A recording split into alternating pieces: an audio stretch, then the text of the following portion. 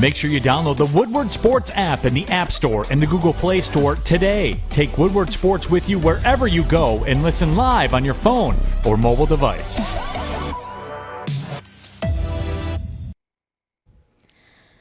Good morning, everyone. Welcome to the Morning Woodward Show right here on the Woodward Sports Network, featured on the Roar 93.5 FM, 99.1 FM, and 94.7 HD2. Good morning. Happy first day of September. All of the greatest holidays on the way very soon. Exciting stuff. Jeff, good morning. Adam, we've got you over the phone again. Good morning. Is Adam there? Good morning. Good Oh, morning. There he is. Look at a mustache, man. That mustache. Yeah, I'm keeping it. Kind of like it. It's growing on me. I was actually gonna ask you that. I'm like, how long are we getting this? Like, what's the trial run with this mustache? However long my wife doesn't divorce me. So Okay, a couple days probably. No, I'm just joking.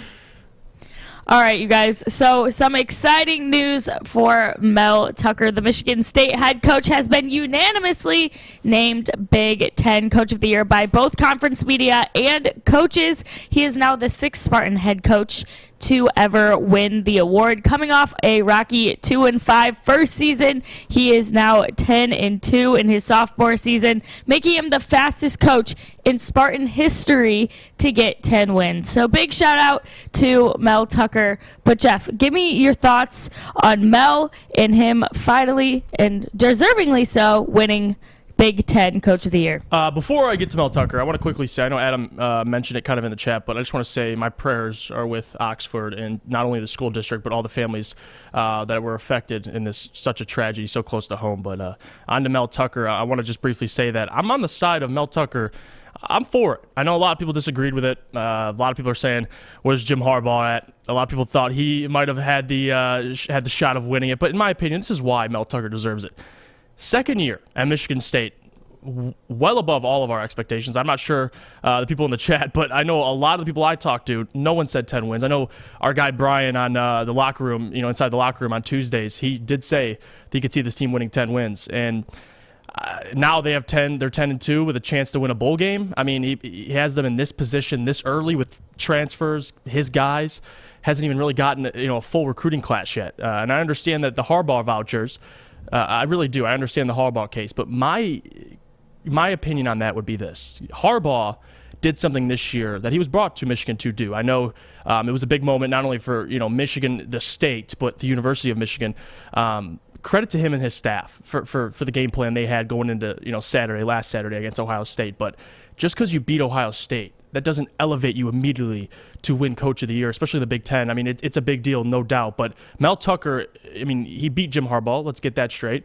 In a great fashion, came back down late in the third period, and now just the totality of the season that the Spartans have had, to me, deserves Coach of the Year qualities. Although I understand the Harbaugh case, I think Mel Tucker's is that much better. So I don't have a problem with the Mel Tucker being Coach of the Year. Hopefully, National Coach of the Year. I think he deserves it. And me and Adam talked about it. Who should win Coach of the Year? A lot of us were saying Mel Tucker even before the award. So Mel Tucker, man, you deserve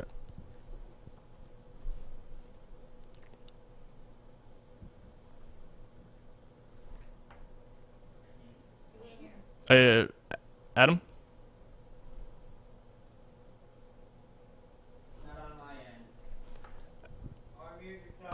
Adam, we can't hear you. Unmute yourself.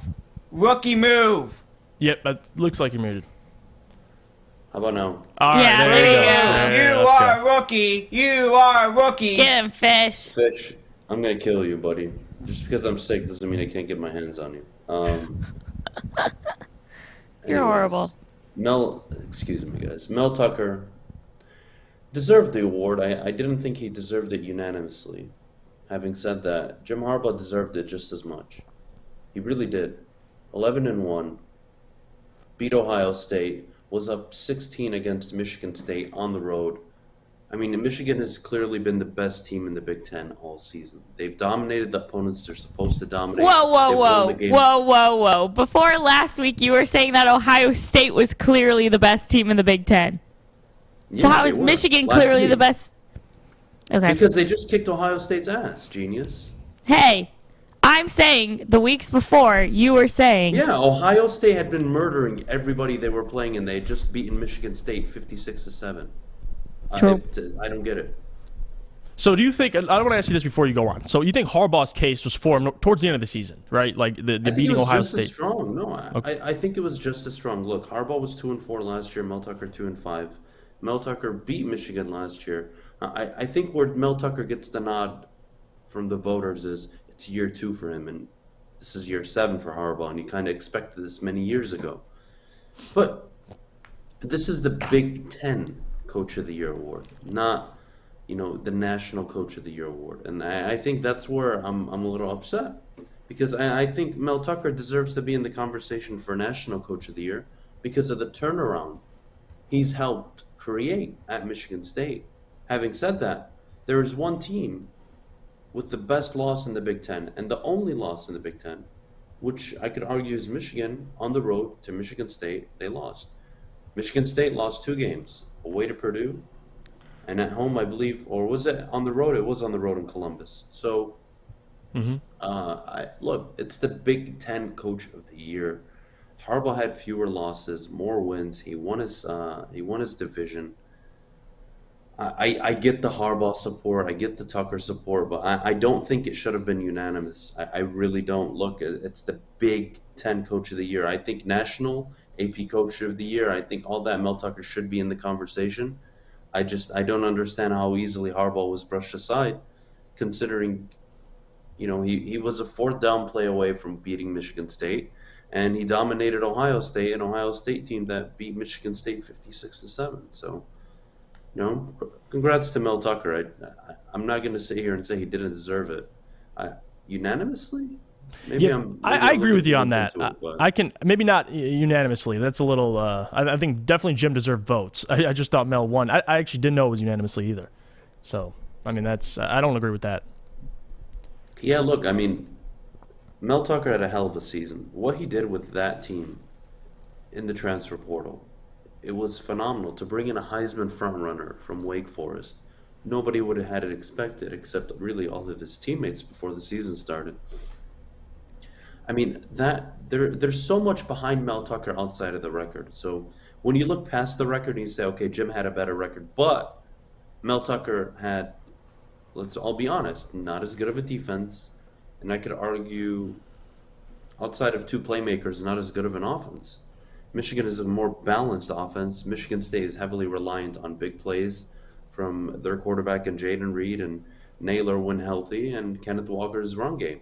And if they don't get any of that going, we've seen them lose 2 games this year. So Michigan have stayed true. They're the most consistent team in the Big Ten. They played the same way every single game. They never wavered from it. Outside of the Michigan State game where they torched the defense, I mean, we saw them run the ball all year, and it worked. It finally worked. And that's a credit to the coaching staff. They believed that they could run the ball on the good teams this year. They felt they had the O-line. They had the running backs. And damn it, they did it. And I don't think anybody expected them to be able to beat Ohio State, running for almost 300 yards and 5 touchdowns on the ground. I don't think anybody thought that was possible. And it's never been possible. They've never done it. And they finally did. And that's really a credit to Jim Harbaugh. Saturday reminded me a lot about his days in Stanford. That really looked like Stanford Jim. Yep. And that looked like Michigan football. So, look, Mel Tucker deserves it. I'm all for it. I think narrative-wise, we talk about a lot about narrative on this show. If you want to talk about narrative, Mel Tucker has the narrative, although I could maybe make the case Harbaugh took a pay cut. Harbaugh was on the hot seat going into the year. I mean, there's so many things we could probably bring up, but if you think if Harbaugh beats Mel Tucker, you think the this changes a little bit? It's unanimous. It's unanimous for Harbaugh if he beats Michigan State. But I think Michigan needed to lose to Michigan State. I think it was an important lesson. It was like a wake-up call. Hey, we're not invincible. And, I said it after that weekend. Michigan still control their own destiny. They win out. They are likely going to the college football playoff, even if Michigan State wins out. And that was the case. That was the case. They won out. They took care of business. I mean, it was impressive all around, but I think they needed to lose that game in hindsight because you needed that focus. You didn't want to overlook Maryland. You didn't want to overlook Penn State. You don't want to overlook any of these teams. And they didn't. To their credit, they didn't. Jim got them ready. They're 11-1. They're playing on Saturday in the Big Ten championship game, and that's what they should be focusing on. Michigan State fans should be absolutely excited because Mel Tucker winning this is, I think it's expected. He deserved it, man. He really did. He really did. What he's done in less than 2 years is nothing short of phenomenal. Michigan State's expectations are now here. To start the season, they were really low. So look, I can't argue with Tucker getting it. I know a lot of Michigan fans are upset, but they need to understand it just wasn't the year for Harbaugh. Maybe he wins it next year, but I don't see how Mel Tucker doesn't get it. The narrative is too strong. I mean, especially if they can build off of what they did this year, Michigan, definitely. I think my point about Mel Tucker, and the guy's obviously not unanimously the head coach, the Big Ten coach of the year, but I will say this. I think, just the expectation this year, how quickly he got to 10 wins, like it's got to be acknowledged, and you did. You acknowledged it beautifully. I think no one's mad he got it. I think some people are, Michigan fans, of course, but I think some people like me, we're curious to see. I am shocked that Harbaugh didn't get more consideration, but at the end of the day, because if he didn't lose to Michigan State, the guy would be undefeated. So, it speaks to really how good of a year Michigan has had this year, but it was close. I'm surprised it was unanimous, considering, how both schools had a great year. Obviously, Mel Tucker just beat Jim Harbaugh, beat Michigan. Yeah. So, it is what it is. It's interesting, Jeff, because the last time a Big Ten coach won the award without winning their division, I believe it was Northwestern in 2018, Pat Fitzgerald. Somebody correct me if I'm wrong, but I'm looking at the list. Paul Christ, PJ Fleck, Ryan Day, Tom Allen last year. Tom Allen won it. He didn't. I don't believe Indiana won their division, but Indiana had a hell of a season in the Big Ten. If I recall, they did beat Michigan. They had big wins last year. They looked really good. They had a dynamic quarterback. So I wouldn't say it's a shock, but look. Again, Mel Tucker deserves it. He really does. I don't think anybody can make enough of an argument for Jim. I think Jim is just as deserving, but... And by the way, Jim, you're spot on with the Northwestern thing. Pat Fitzgerald, 9-5, won it in 2018, and even before then, the last person who didn't win the division was Jerry Kill in 2014. So to your point, rare. Usually the guy who wins the division, you end up taking home the Big Ten Coach of the Year. So, it is what it is. No one's angry. Yeah, no, we have a few minutes, Kennedy. If you don't mind, I do want to talk about the Oxford situation yesterday. Yeah, please. We can hit the break, but I kind of slept on it. I wasn't sure what I wanted to say, or if there was anything I really could say to make anybody feel better, or I really don't know what I feel or what I'm thinking this morning.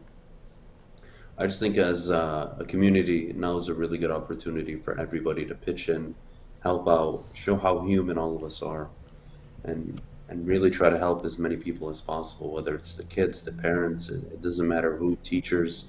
There's going to be a lot of people traumatized from this kind of situation, and it's unfortunate, it really is. And politics aside, I don't care what side you're on or what you really think. The facts are something really awful just happened. And I really hope we use this as an opportunity to maybe come more together instead of dividing ourselves more.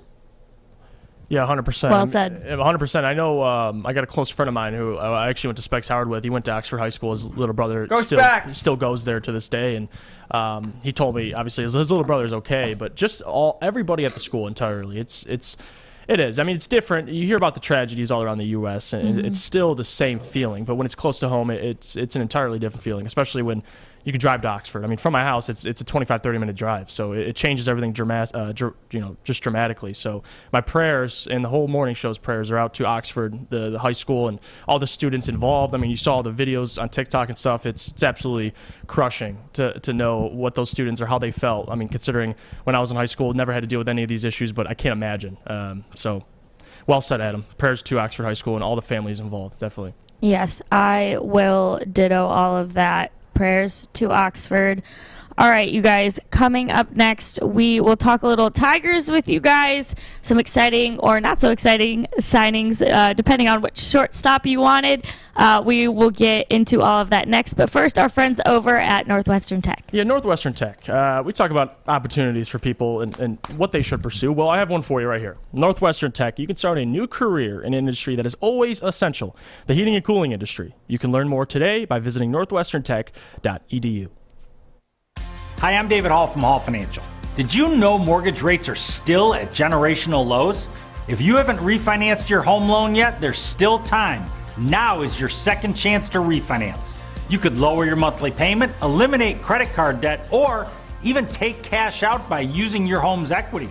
Call Hall Financial now to get started with your free 5-minute mortgage review.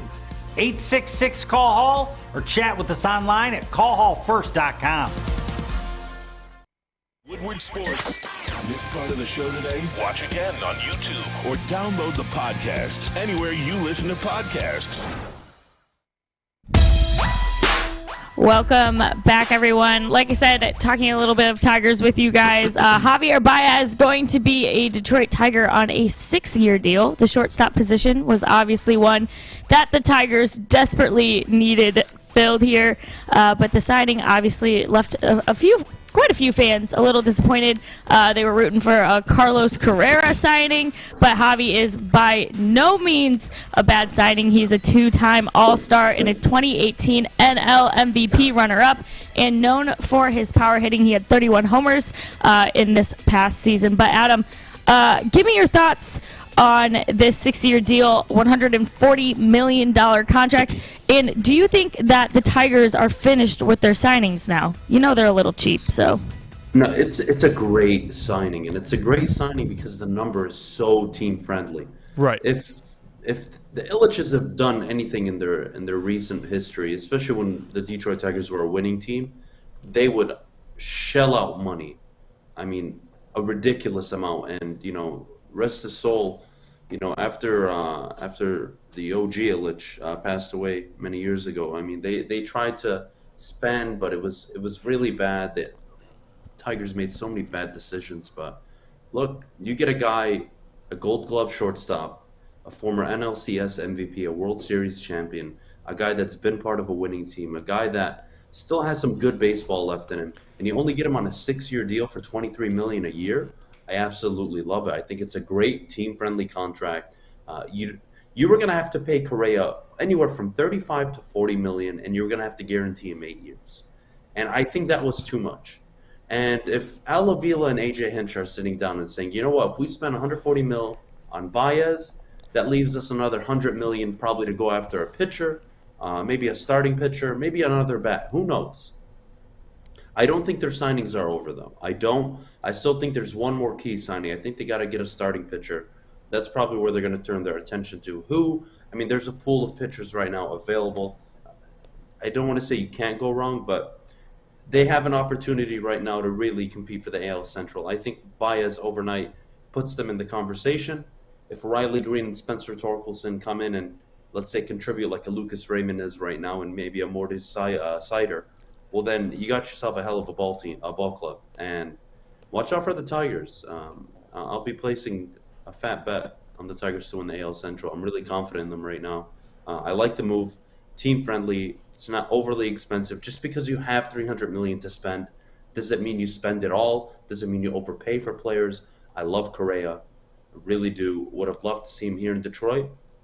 But I'm just as happy that Baez is here, especially given his contract situation. I don't think the Tigers could have gotten a better deal.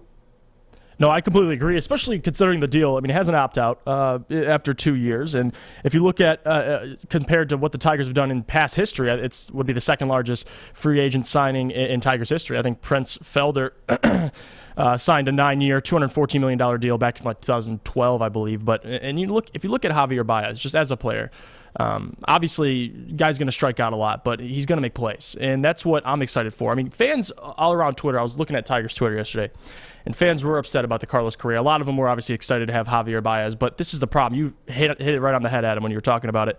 The reality is about Carlos Correa is he's looking around the league, and he sees Corey Seager signed for 10 years, $325 million. You think Carlos Correa, in his mind, thinks he's better than Corey Seager? He does, and he knows this is how the market works. He's getting almost $400 million. He's going to get $380 to $400. And if you're the Tigers, especially me, if that was my money and I was in charge of the Detroit Tigers franchise, I would sit there and say, you know what? I can get a Gold Glove shortstop who maybe does strike out too much, but you know what? Damn it, I have the best manager in baseball. He can help him maybe just a little bit. Instead of striking out 184 times, maybe he only strikes out 120, 115, and we can improve him there. But I'm not shelling out $400 million for a guy who's not going to guarantee me a World Series. So I'm going to go get Baez, and I have another $100 million to spend, and I can probably address my starting pitching. Yeah, and for half the price, you're getting a two-time All-Star, World Series champion, Gold Glove winner, League champion, World Series MVP, and someone who can make plays defensively. I mean, you're probably going to get 15 plays a year where you look at Javier Baez and you say, I don't know if a single person in the league can make that play. There's probably about 10 to 15 of those a year for Javier, and I'm excited. I mean, the guy, talk about the deal. That's probably the best part about the whole story in itself is the deal you got him for, because half the price of Correa, you're probably going to go get a starting pitcher, but you shore up your shortstop position, a position that has been a problem over the last couple of years, and if you're a Tigers fan, I mean, it's hard not to be excited. I mean, especially for the bargain they got him for. I think it's great, and you can opt out. I mean, there's all kinds of things you can whittle out of it, so I'm excited. As a Tigers fan, can't wait to see him play. So, it is what it is. I mean, I believe, if I remember correctly, there was only one free agent signing bigger than this. And I want to say it was Prince Fielder. Yeah, that's what I said. So this is the second largest free agent signing in Tigers history. Look, it's a good deal. 31 home runs, 87 RBIs last season.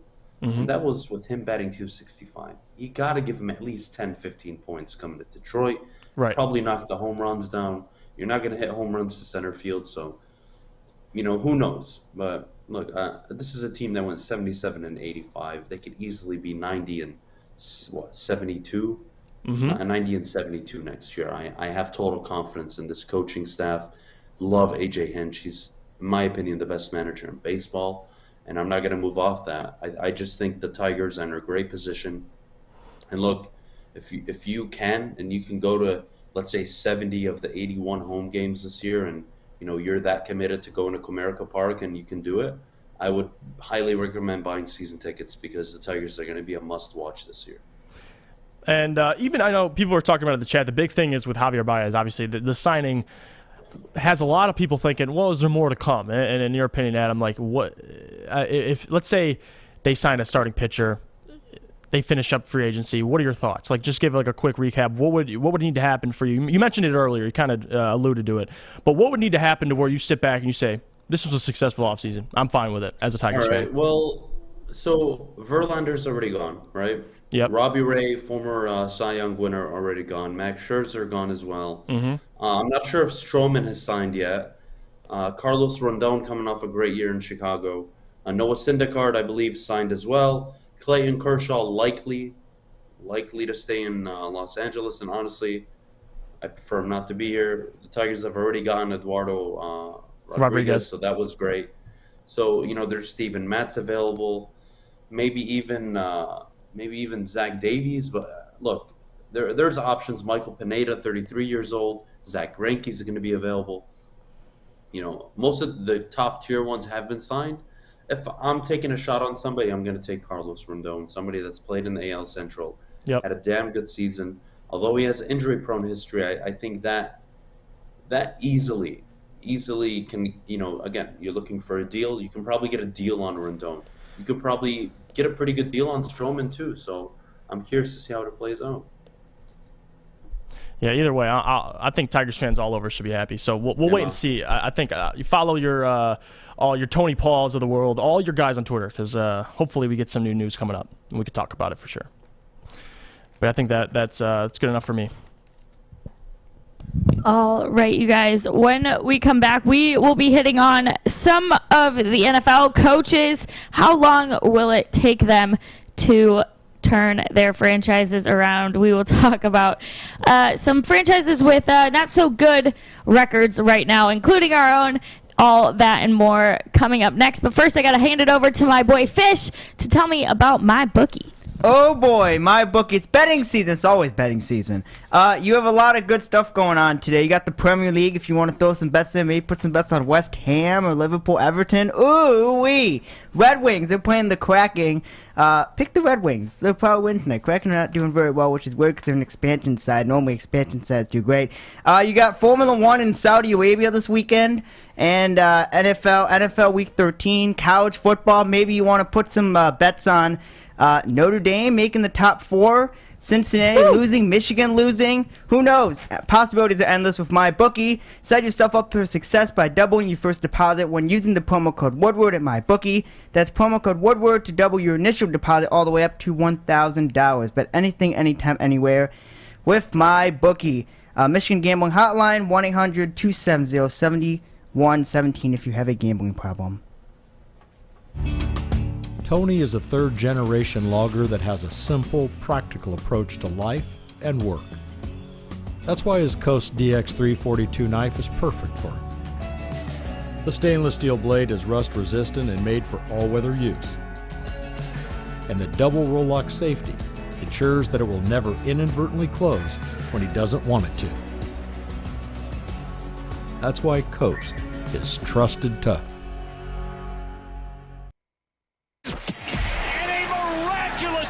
Follow us everywhere. Just search Woodward Sports on YouTube, Facebook, Twitter, Twitch, IG, and more.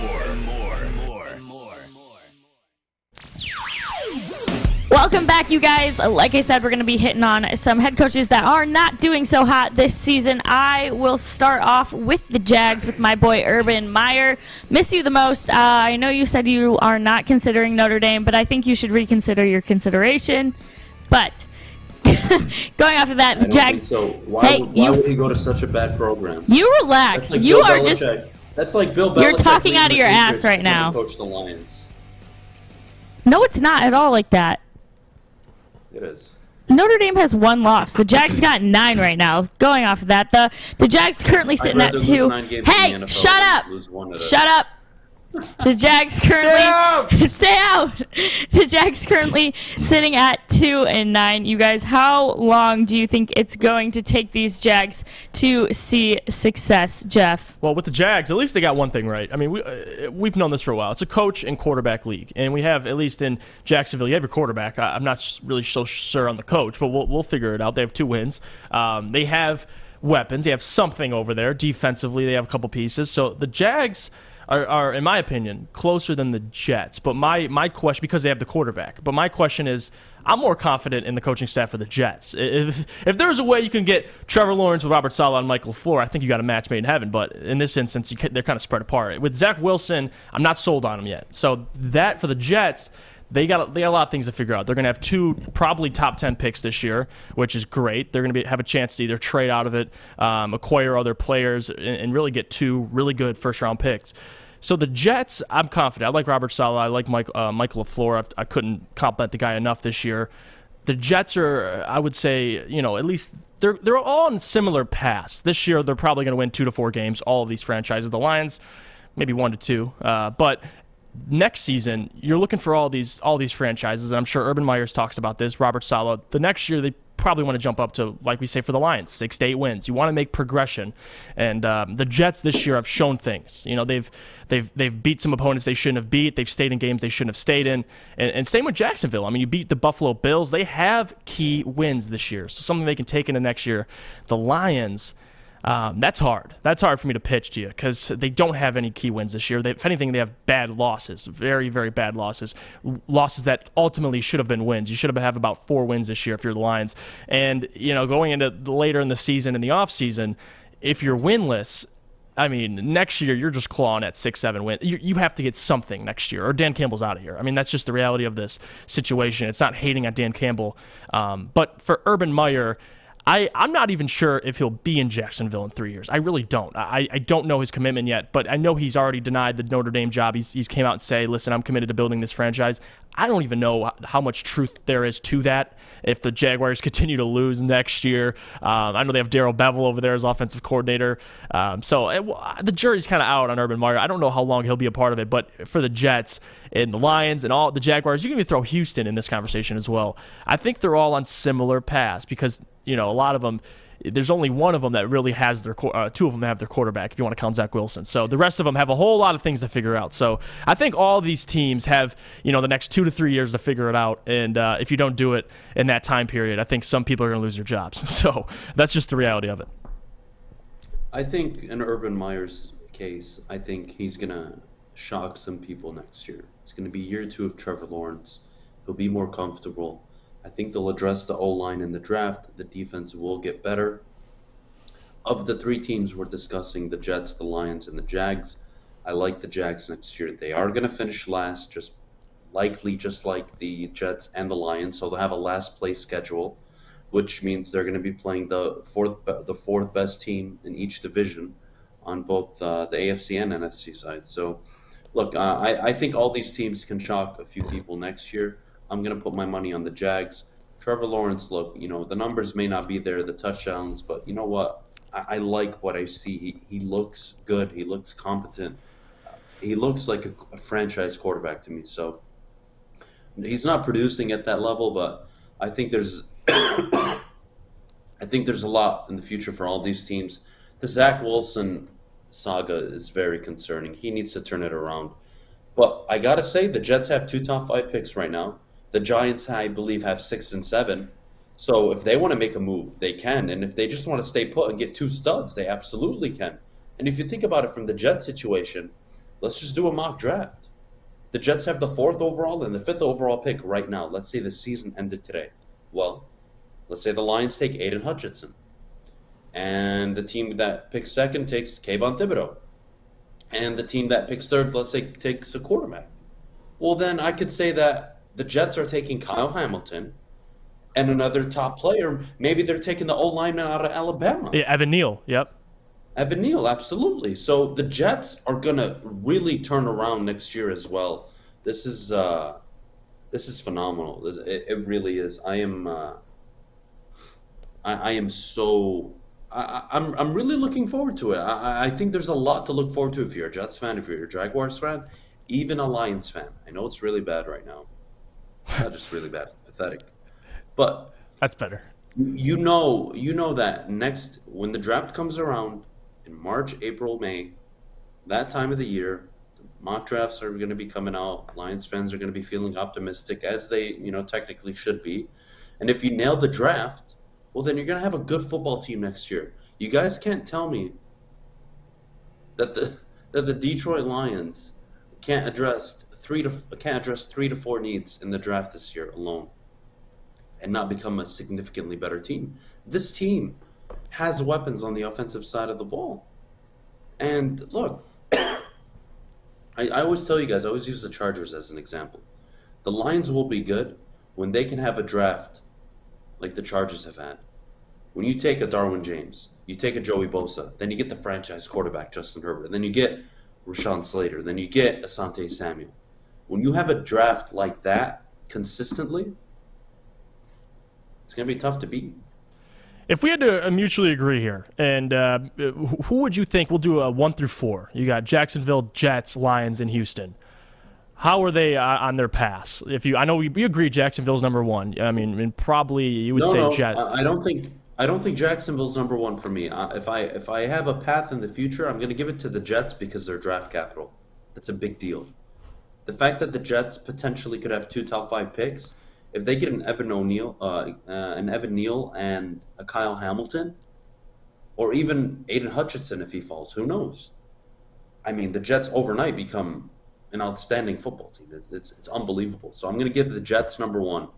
I'm going to give the Lions 2. The Lions have draft capital. They have talent on offense, and they have a coach on defense that is over-delivering. And I can get behind that. Number 3, I'll give it to the Jacksonville Jaguars. A close second with the Lions. They've got Trevor Lawrence. They've got a running back. They've got some, okay wide receivers, but they got to fix the offensive line. The offensive line is a disaster, and the defense needs to get better. And until that's the case, I can't buy in on the Jags. And then the final team, which I think is going to be one of the worst teams in the NFL for a while. It's a dumpster fire. Until they trade Deshaun Watson for a haul of picks, I don't see this team recovering. They're just really bad. No, I get you. I would say my only thing I get the Jets being number one, the draft capital is everything. My only thing, when I'm ranking these teams, I like the Jets and the coaching staff, big fan of them. It's hard because you're only going as far as Zach Wilson will take you, and maybe he will develop into that great quarterback. I don't know, but I'll agree with you on that. The question mark around Zach Wilson is concerning. He hasn't shown what you'd like to see out of a rookie quarterback. Although Trevor Lawrence doesn't have the numbers, at least you can get behind what he looks like on the field. Right. And I think that's what gives him the edge. But either way, I mean, we have the same. The Jets and the Jags and the Lions, of course. The capital, the draft capital is key. And we'll see what each of those front offices they do with them. Someone made a joke in the chat. All three of those teams will be in the lottery again in 3 years. It's up to who's in charge. We'll see. Like you said, the Chargers, if you can hit on those kinds of drafts, the acceleration of your franchise, I mean, you'll be fine. So as long as we can hit on the draft picks, that's all that matters. AJ Hinch, I don't want to deviate, but I do real quick. What's up? AJ Hinch just came out and said, sending my youngest daughter to her high school this morning brings a lot of emotions today. Stay strong, Oxford, Michigan. That is an unfortunate and really scary reality. There are thousands and thousands of parents right now sending their kids to high school, having to think like, oh, well, what if their school gets shot up today? What if some kid just gets angry, brings a gun to school, and shoots my daughter or son? Like, that is a reality I don't think anybody wants to live in. It's just really sad.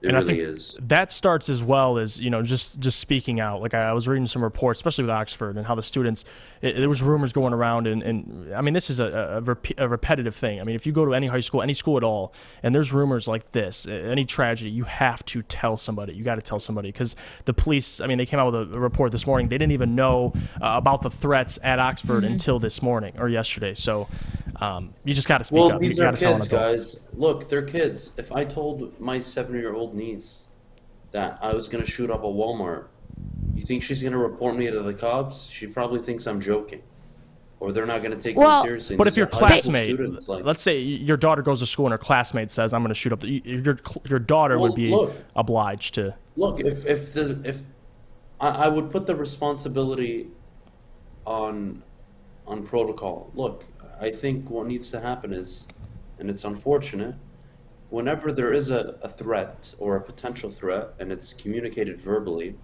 well, then the students are responsible and must inform a superintendent or teacher, an adult, because I don't think these kids are going to be able to make those on-the-spot decisions until it's too late, clearly. So it's easy to sit up here and say, well, they got threats from before. They knew it was coming.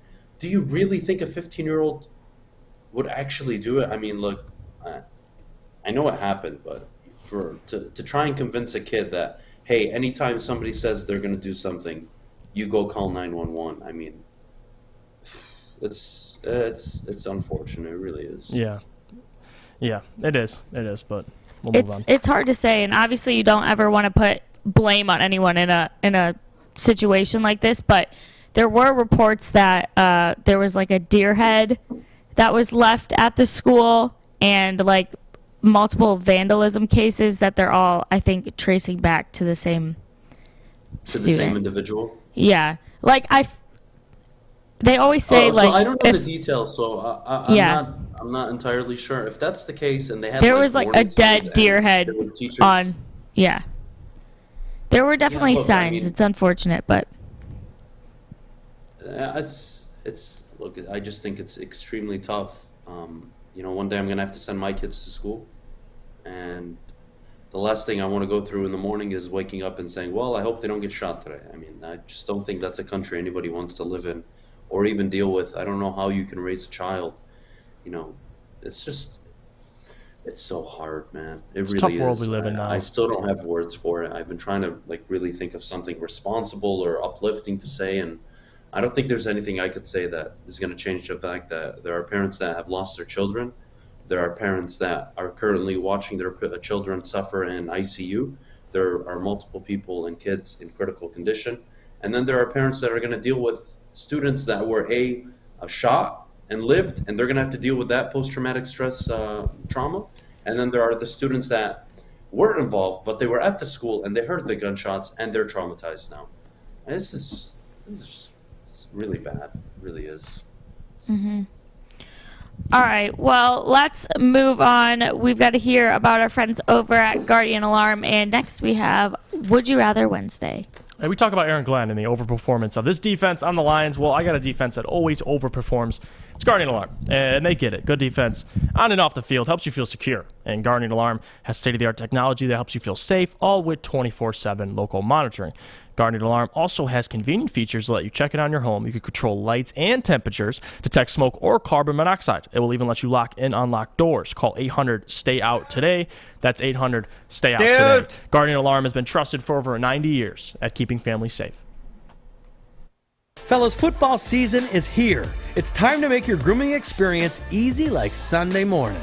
Get to Lady Jane's Haircuts for Men. Walk in, relax, watch your favorite team play, and before you know it, your hair will be game ready. Get to Lady Jane's, open 10 to 8, 7 days a week. Walk in anytime. It's wicked awesome. It's that time of the year again. Time for our second annual Stuff a Studio with Woodward Sports. Last year, Metro Detroit came together to help make the largest single toy donation in Mott Children's Hospital history. This year, we make it even bigger. Stuff a Studio is happening December 13th through the 17th at the Woodward Sports Studios in Birmingham. The children in Mott Children's Hospital fight so hard all year. Now it's up to all of us to help bring a smile to their faces. So while you're out holiday shopping, make sure you pick up an extra toy or two and help us spread some love to Metro Detroit this season. We look forward to seeing you December 13th through the 17th as we stuff our studio with Woodward Sports and Meyer. Woodward Sports Network, let's go! Ho, ho, ho, ho! Welcome back, everyone, to the Morning Woodward Show. It is time for Would You Rather Wednesday. Jeff, for all these questions, since you're in studio, I will start with you. Remember, boys, death not an option. All right, this one is already going to make Adam mad by how it starts.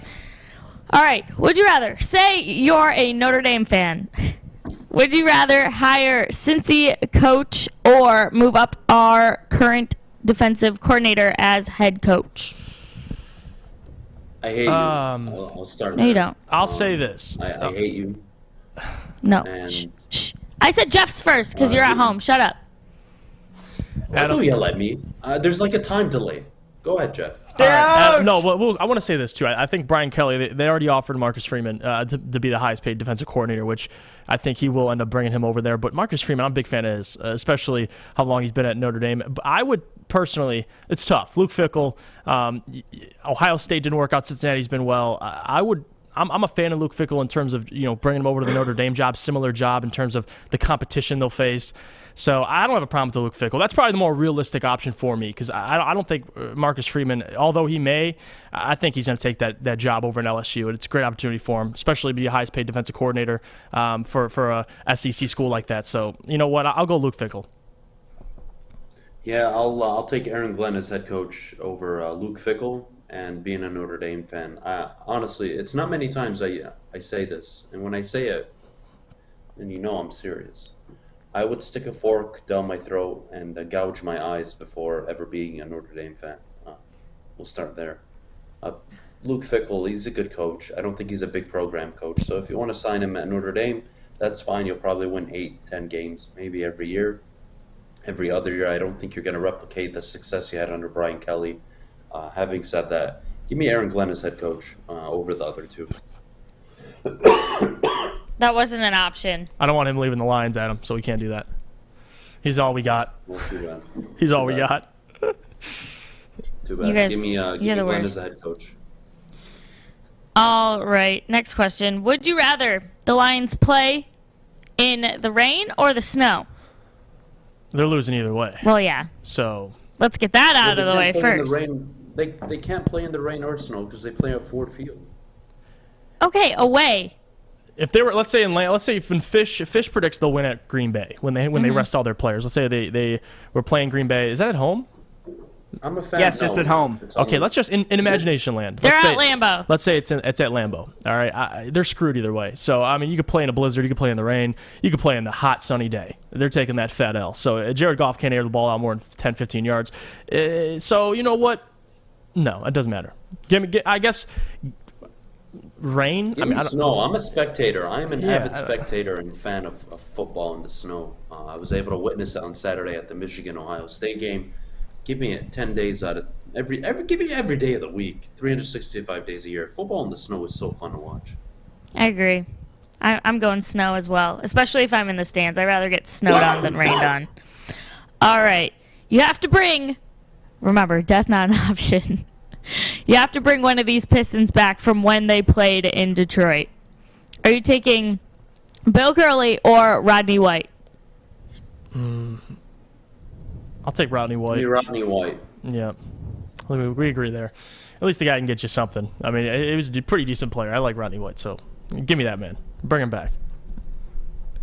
I think that was an easy pick for you too. yeah, that was pretty easy. I mean, he was a bum either way, but yeah, bum for bum. At least you're bum for bum. Yeah, he's giving me 7 points a game and 75% from the free throw line. I'll take it. We can't pick and choose. You know what I mean? Take what you can get. So we'll take Rodney White. That's fine. All right, another Pistons question. Would you rather see Frank Jackson or Corey Joseph get more playing time? Oh, yeah, Frank Jackson. I mean, that's a guy who's a legitimate future. He's 24 years old. I mean, this guy can be a legitimate sixth man of the year. I mean, the guy's going to give you 10, 11 points off your bench. Corey Joseph. That guy, I like Corey Joseph, but the guy, I would not mind him if he was not on the Pistons. He's been a journeyman around the league. He's a veteran point guard, someone you could bring in. You know, you could take up 10, 15 minutes, play solid basketball, but no. I mean, I'm taking the guy who's younger and is giving me double-digit points already. So Frank Jackson, you know, I like him. That's a good piece on your bench. Yeah, I couldn't agree more. Frank Jackson, any day of the week over Corey Joseph. I like Corey Joseph, but I don't like him that much. Frank Jackson, it's not even close, actually. All right. Would you rather the Lions play without their rookies, so take a second and think about who their rookies are, or the Red Wings play without their rookies? The Lions, because it's going to be the same outcome. Abysmal product. Yeah, they suck. They suck either way. With Penesul, without him, doesn't matter. They're going to suck. Please, don't take away the one good thing we have going on in the state outside of the Tigers right now. Please. If there's no most, let us enjoy Lucas Raymond. Let us enjoy Cider. Don't you dare threaten to take that away. You can take Penei Sewell, you can take Dan Campbell, you can take them all away. I don't give a shit. Gosh darn it, Adam. Fish, write it down for J-Dog. Sorry, J-Dog. Adam, it was well deserved. All right, I see your point. Lucas Raymond, no. Point made. If you take away Mo Cider and Lucas Raymond, I'm not watching any sports, so I'm done. I'm done. I like the Red Wings. They're the only thing keeping me going. So you know what? Don't do that, please. Don't do it. All right. Would you rather take OSU? Oh, yeah, you're taking a wide receiver. Would you rather take OSU's Wilson or Olave? Adam, you go first. This is extremely controversial, but I'm going to lean towards Wilson. He looks like a better prospect. I can't believe I'm saying this. If you would have told me this before the season started, I wouldn't have believed you. Look, Olave's going to do great. I think Njibba Smith is nice. You know, they have Marvin Harrison Jr. They have so many great wide receivers at Ohio State. Having said that, look, I just think Wilson's on a different level. Yep. The way he runs routes, phenomenal. I want to say he's a better prospect. I mean, there are people maybe, you know, debating this that I could argue want to take Njimba Smith over the two. I think that's fair as well. But look, at the end of the day, if I'm taking Olave or Wilson, I'm going to be happy either way. Yeah, you're definitely going to be happy either way. I think my only argument is I agree with you, Garrett Wilson. I mean, you got the younger, in my opinion, more upside. I mean, we've seen Chris Olave Sr., obviously leader at OSU and receiving touchdowns and all that, but hasn't had over 1,000 yards in his collegiate career. So, you know, I'm taking the guy who, as a junior, popped off, had a great year, absolutely had that amazing catch.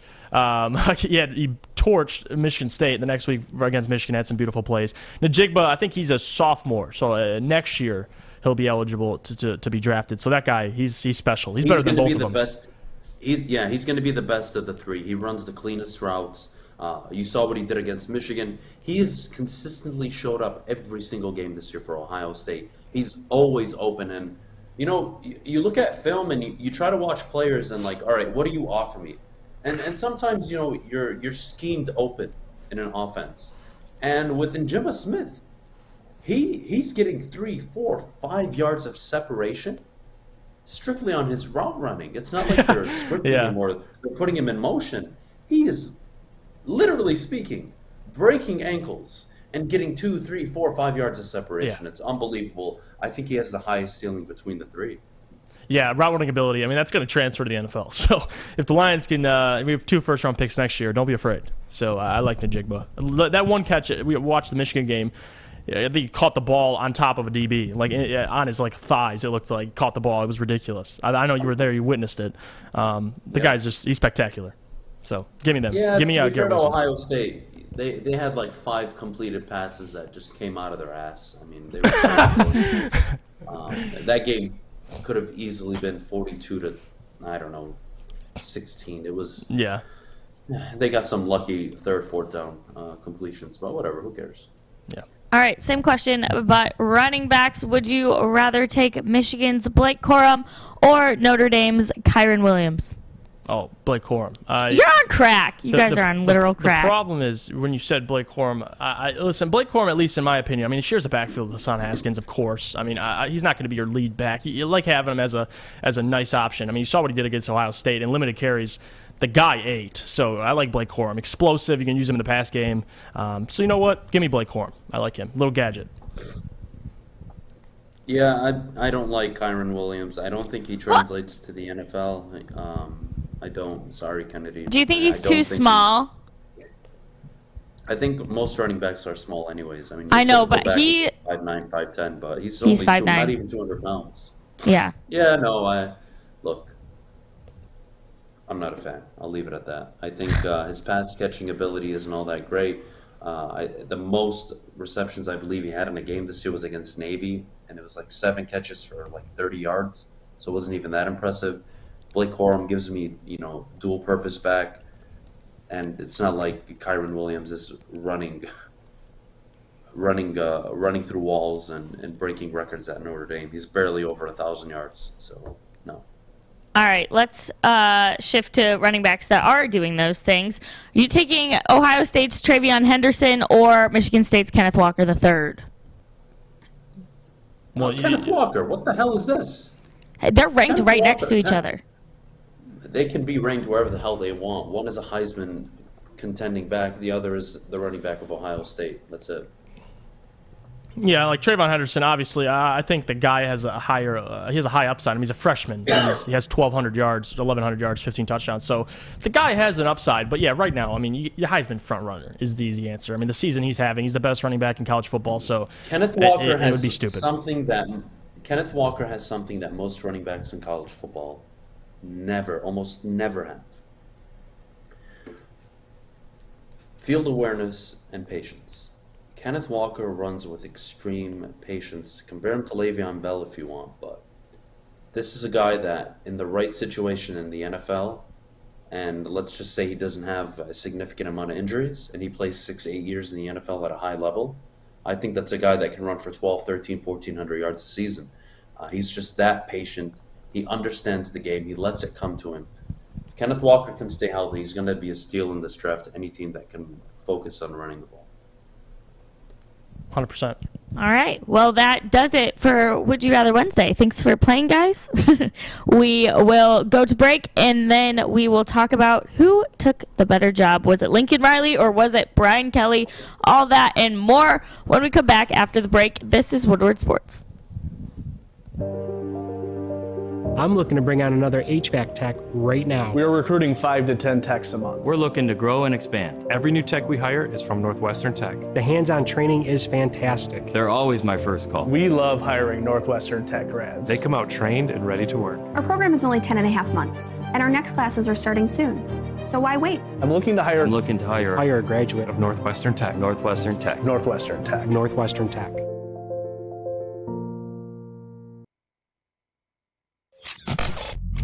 It's Adam, Jeff, and Kennedy. Mornings on the Woodward Sports Network. Welcome back, everyone, to the Morning Woodward Show. We're getting into who took the better job. Was it Lincoln Riley or was it Brian Kelly?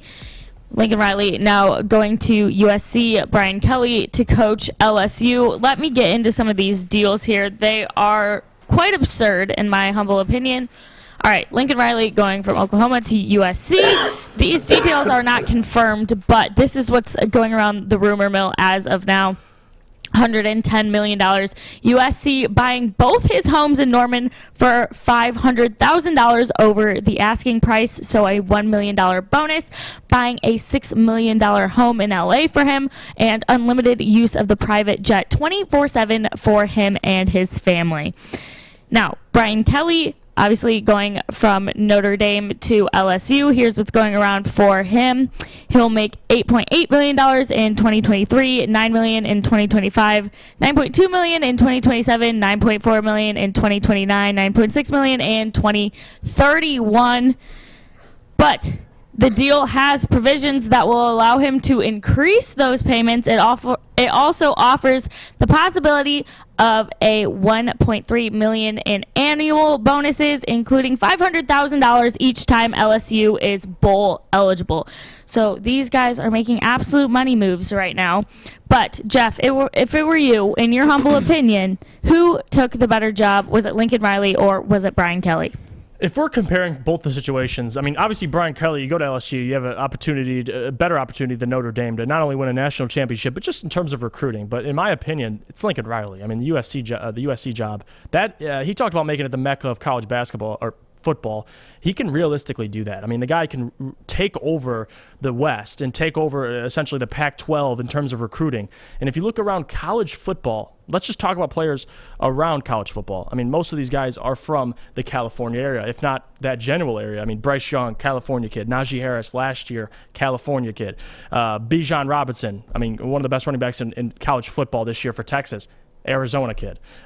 So it's these guys. Lincoln Riley is going to have a great opportunity to dominate not only California but the entire Pac-12, and I think he can really build a stable and put USC. I mean, that's a top 2, top 3 job when it's open. USC. I mean, you talk about LSU, and you might have a better chance of winning a national championship when coaches have gone there. They win national championships, but the better job to me is just what Lincoln Riley, the possibility, what he can do to USC, and that's much more intriguing to me. And I have much more belief in Lincoln Riley and what he can do in the West in terms of recruiting. He can absolutely dominate and get so many great players. I mean, you see all the recruits right now already committed to Oklahoma, decommitting, committing to USC. Like, that's the Lincoln Riley effect. So better job.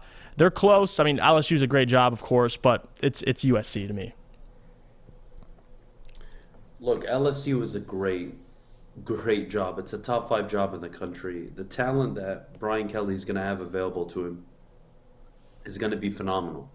Having said that, the clear winner here is Lincoln Riley. Although Brian Kelly is going to have a ton of talent, LSU are 8-10 in their last 18 games since their undefeated season in the SEC. So they've been below average in their own conference. The conference is difficult. You're going to have to go in your own division. You're going to have to go through Alabama, Texas A&M, and I want to say Florida. And you have to take on for recruiting as well. Not only recruiting, I'm just talking in games in general. And then you look at the Pac-12, you're going to go against Utah, Georgia. And don't get me wrong, I think Utah are a top 12 team in the country right now. They're playing really good football. Oregon's a good football team. But damn it, none of them are going to compete with USC if USC is at the top of the game.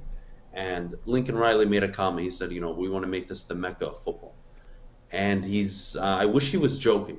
The recruiting capabilities that USC has, especially now that NIL is a thing, this is going to be it's going to be historic to watch. Yeah. And I think Lincoln Riley in 2 years is in a college football playoff, and I think in 4 years, he's probably fielding one of, if not the most talented teams in college football. And that's the tough part. Like the Pac-12, like Lincoln Riley has a realistic shot. Like you look at his competition. You have Oregon. You mentioned Utah. Brian Kelly's walking into a situation where I talked about recruiting earlier. I mean, he's going to have to battle Alabama and these schools for not only recruiting but just to win games, and that's the attractive part. Like, we could talk about what Lincoln Riley got, the private jet and all this stuff. Like, that itself is a whole nother situation. Kennedy has a problem with that. I don't get it. Kennedy, why do you have a problem with him, getting his homes bought for $500,000 over asking price? It just sounds crazy. I can't even fathom ever having that much money. I'm just poor. I don't know. I'm just jealous. Okay, so whatever. I think it's amazing. It just sounds crazy. No, good for him. If someone was offering me that, I'd do anything. And I do mean anything. Right, everyone, give me a call. Just kidding. And I know Lincoln. You're gonna get us pulled down off the network. God damn it, Kennedy.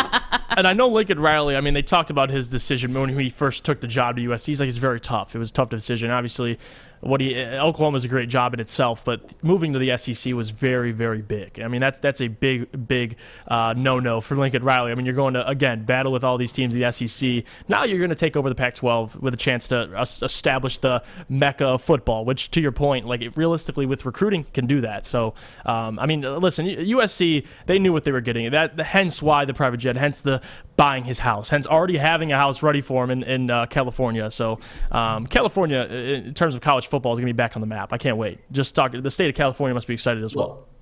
It's good for college football when USC, Michigan, these teams are good. Miami needs to get better. Texas hopefully can turn it around, but they're going to the SEC, so I don't see how it's going to work for them. I want to transition a little bit to Brian Kelly. A lot of people criticize him for the way he left. He's not a traitor. I think people that call him a traitor and people that are saying he left in a classless way, even like Brady Quinn, and Brady Quinn's been on the network before. I believe you made an appearance on the Bottom Line. That's great and all, but I don't think Brian Kelly left in a classless way. This is a guy that was offered. Let's just call it what it is, guys. Call it what it is. Forget the money. Brian Kelly is a millionaire. He's got 30-40 million in the bank. You think he gives a shit about making $1.5 million, $2 million more in incentives? No, he doesn't. You know what Brian Kelly cares about? Fielding a football team that can win a national championship. Yep, legacy is important. He hasn't been to the national championship game since 2013, and they got their asses handed to him by Alabama. Yep. He's going to LSU that will have 10x the talent that Notre Dame has ever had. Brian Kelly, who's a damn good football coach, is going to turn around LSU, and they're going to be a problem in the SEC. I think it's a great move for him. It's a football move. It's not just a monetary move. And same for Lincoln Riley. Oh, he's scared to go to the SEC. No, the hell he isn't. His recruits were they were just fine committing to Oklahoma when they were moving to the SEC. And Oklahoma would have been a 9-10 win team their first year in the SEC, likely, with that talent. I really do believe so. Now, the defense, it is a question mark at Oklahoma. But now that you're in the SEC, you're going to get SEC-type defensive players, and I think they're going to become a lot better. Having said that, Lincoln Riley is taking the better job. Oklahoma is a top 6, top 7 job in the country, absolutely. Don't get me wrong. But it's not in the Big 12 anymore. The Pac-12, USC, the Coliseum. No, it's the better job. The history there, like it's clearly the better job. But anyway, Brian Kelly, though, to your point, takes nothing away from the opportunity. I don't agree with that either. That he left in an unprofessional manner. I think, listen, there's the stories. I mean, here are the students. Even with Lincoln Riley, I mean, the players are obviously going to be frustrated. And you read the report. I saw on social media Oklahoma players, when Lincoln Riley made his statement that it was hard to leave or whatever, and people are commenting from Oklahoma players and just saying, like, that's what you told us. Or he said something about being happy to be there. He's like, you said the same thing to Oklahoma. I'm like, oh my God. Like, the players might be petty, but at the end of the day, Brian Kelly, Lincoln Riley both made personal decisions. Great personal. It's a career decision. Players should shut the hell up. Yeah. I think players should shut the hell up. They got a transfer portal. They're now making money using NIL, which I think is extremely fair, considering all the money that's being thrown around for coaches. So it kind of puts things into a nice, perspective window. Having said that, they should shut the hell up. They really should. I disagree. If you were offered no, they should shut the hell up. Last I checked, if you were offered a 10-year, $100 million deal to go coach another program with more talent and more recruiting capabilities, with a private jet, you're a new home, selling both of your homes $500K over asking price, You would do it. So how about the No, players shut the hell up a little bit? I don't think it's necessarily bad how that he's leaving. I don't think how he addressed the team was fair at all, though. How so? Football teams preach respect in the locker room. Period, point blank. They talk to each other. We're men. We are a team, etc., etc. It is unfair that these boys had to learn over social media that their head coach was leaving them when they're ranked number 6. Will be going to the age of social media. Welcome. No. They should have known first. I am not going to let you say that. No. And then here's what. Brian Kelly gives them maybe 11 minutes. Other reports say 2 minutes and then say no questions and walks out. That is bull. They deserve more than that. They deserve more than that. Yes, they do. Yes, they do. No, they don't. No, they don't, and I'll tell you why. Brian Kelly, when offered the LSU job, everything moves fast, guys. When somebody is trying to get you away from your current job where you're happy, comfortable, and successful at, it takes 10x to get you to walk out the door. And that's what LSU provided Brian Kelly. That's what USC provided Lincoln Riley. Those players can sit up there, Coach, you promised me. How could you leave me, Coach? Why didn't you tell me? Shut the hell up. Everything gets leaked on social media nowadays. You know who the NFL teams are drafting before it even shows up on TV because of social media. So how about everyone shuts the hell up and stop complaining about shit getting leaked? It's just the reality of the world we live in with technology. We have way too much information at our disposal. I don't even want to hear it. If the players want to complain, they can shut the hell up. I'm not interested in it. No, just know you have a transfer portal. If you don't like the situation, you can leave. Last I checked, you're on a scholarship. You're making NIL money. You'll be just fine. And I did see a report too. The Notre Dame players were going out the other night, and they invited Brian Kelly out with them. I don't know if that was sarcasm or whatever, but it seems like at least they acknowledge the fact that it's reality. Like if those students, when they get into the big world, they get into the real world, and they start asking, people start asking, there's job opportunities. Don't. I'm not going to sit here and say the players should be. Everybody says this is the funniest thing ever. Everybody says we need to tax more, and then what happens? You become successful, and you start getting taxed a lot, and you're like, well, I don't like this. And you grew up all your life saying, I want to be taxed more. Duh. Like, they should shut the hell up. They're students. They're still learning about life. They haven't paid taxes yet. They don't know shit about life. They're still learning. And last I checked, every single one of those students, if offered a better NIL deal at a college where they would play full-time, they would leave Notre Dame. It's that simple. Yep. I agree with you. It ain't on the coach. Welcome to capitalism. Welcome to a capitalist country where everyone is free to make as much money as they want. If you don't like it, go live in Slovakia. I don't know. And I also read reports. I think this is underrated. I mean, I was looking into the whole recruiting, and there is a time limit on these things in terms of getting your recruits, getting your hires for your coaching staff. Like there's a timetable, if you will, and I think Brian Kelly acknowledges that and is ahead of schedule. I mean, he's going to LSU. He's going to start early and get things together. So I don't have a problem with him leaving early. Maybe how he addressed the team a little bit, but at the end of the day, like it's his decision. And personally, if he's taking that up, if he's going upwards in his career, good for him. I mean, that's what you want. Lincoln Riley as well. So great. Both of them took great opportunities. So nothing negative to say about him. Look, I don't know what Notre Dame fans are going to be up in arms about. The guy came in and turned around your program. I mean, he walked in, and in the 3 years prior to him walking in, you were 3-9, 7-6, and 6-6. Shut the hell up.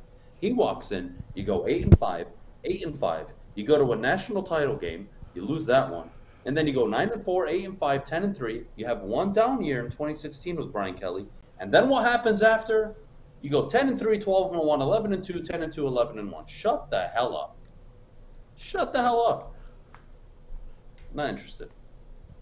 All I'm saying is he better not be taking Freeman or my boy Tommy Reese with him, or we're gonna have problems. No. Notre Dame is gonna don't touch my Tommy Reese.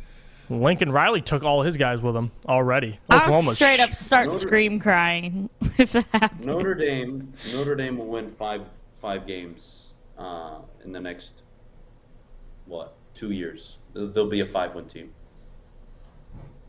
All right, whatever. We're late for break, and you're annoying me. Which means, what's new? I got to tell you guys about the Foaling Warehouse. We were there last night. Actually, it's a lot of fun. Maggie and I won the losers bracket. So we're pretty good. Clap it up. Thank you. Clap it up. Speaking of clapping it up, I do have to give them their flowers. Braylon and Ryan won the big boy bracket, took the trophies home. But yes, that all went down at Foaling Warehouse in Hamtramck, home of the original football bowling pin game called Foaling. Host your corporate party, team building event, or just come in with family and friends. There's 2 ways to play: $10 unlimited open play, where you can stay the whole day if you want, or a private lane reservation for $120, up to 10 people for 2 hours. They have over 100 beers, $2 mystery beer machine, and multiple full bars. You bring the food or have it delivered in. So come and get your full on and check it out at foalingwarehouse.com. All right, we will see you after the break. Okay, you thirsty little spin goblins. I want you to pedal into the next dimension. Spin it! Spin! Spin! Uh-oh! Carmen's falling behind. Let's give her the hiss of shame. Spin! Spin! Spin till you bleed! Don't ride the bike of shame. Come to Planet Fitness and find your own lane with tons of equipment, free fitness training, and no hissing. Join today for just $10 a month. Your Detroit alternative to the normal sports blah, blah, blah. It's Woodward Sports. Welcome back, everyone, to the Morning Woodward Show, featured on the Roar 93.5 FM, 99.1 FM, and 94.7 HD2. We're going to get into some Lions talk for you guys. All right, obviously, season's not going super well. We're not looking too hot. The potential to go 0-16-1 is very, very, very real at this point. So, Jeff, let me know what happens if that does happen, if the Lions do go 0-16-1. What does this mean for our franchise? Well, it's definitely not only a stain, because you saw the 0-16 season. We were able to get Matthew Stafford. I mean, that is what it is. And now you're about to be 0-16-1 probably. I mean, if you get a game, it is what it is. I think the result is all the same. The Lions go winless. It doesn't give anybody confidence, number one, because a lot of the fans this year, I mean, we knew we were going to be bad. Not this bad, but you knew there was going to be hardships. You were hoping, we talked about this, me and Adam hammered it on the head all preseason, even before the season, about what you want to see in this team. And this year, you've seen Aaron Glenn take a defense that is littered with injuries all over the field. I mean, if he's just returning now, Okuda has been out for the whole year, Romeo Okora, you're missing a lot of guys. And now they look great defensively, but other than that, you can't name a strength on this team. And that's the problem I have, is going into now, 11 games, about almost 12 games into the year, you're in a division that's not that competitive besides the Packers, and you're winless. I mean, especially in the NFC, where every team is very close. The standings are very close. It doesn't give anybody hope going into the next year. And what it does is, since nothing was given this year, nothing was produced, nothing was shown in terms of Dan Campbell, because a lot of negative things, obviously, this year in terms of just clock management, coaching decisions. You could talk about press conferences, whatever. I mean, it's all been all over the place. And if you don't win any games next year, he's fired. I mean, it's just the reality of it, or at least we hope, because I love Dan as a person. I think, as a coach, I was a fan of his. I still am. I'm rooting for him. It's only his first year. But the reality is, in the NFL and for the Lions, Adam's mentioned this multiple times, you have to hold this organization accountable. And if you go winless your first season with Dan Campbell, you should put a thought in your head, and you should think going into next season to put your expectations where they should be. No more giving them an easy way out, because it's sad. I mean, if you don't win a game this year and next year, let's say you win 4 games, I mean, it's just not good enough, especially with this roster. And you're going to have 2 first-round picks. You're going to have a whole nother draft, possibly signing some other free agents that you could use. So there's no excuse. I think if the Lions, they go 0-16 this year and 1 with the tie, it's despicable. I mean, honestly, if you couldn't steal a game all season, it puts a detriment on Dan Campbell. It puts a detriment. I mean, Anthony Lynn's already out of here. We can mutually agree, but it doesn't make. I mean, ownership we know has flaws. I mean, Sheila Ford, you say what you want about her. This decision to hire Dan Campbell, if this thing doesn't work out, it's going to put even a worse stain on the organization, man. And if you go winless your first season, you better damn hope you win 6 to 8 games next year. That's the only way you save anything. You win 7-8 games. Maybe people could say, okay, you showed us something year 2. But Adam, It ain't looking good at them. And if they go winless, I think a lot of people are going to just start hopping off this wagon. I think that's how it's going to end up being. And I'm talking about Dan Campbell. I don't get this. I don't get the fan base. I really don't. I've tried all year to be extremely fair to them.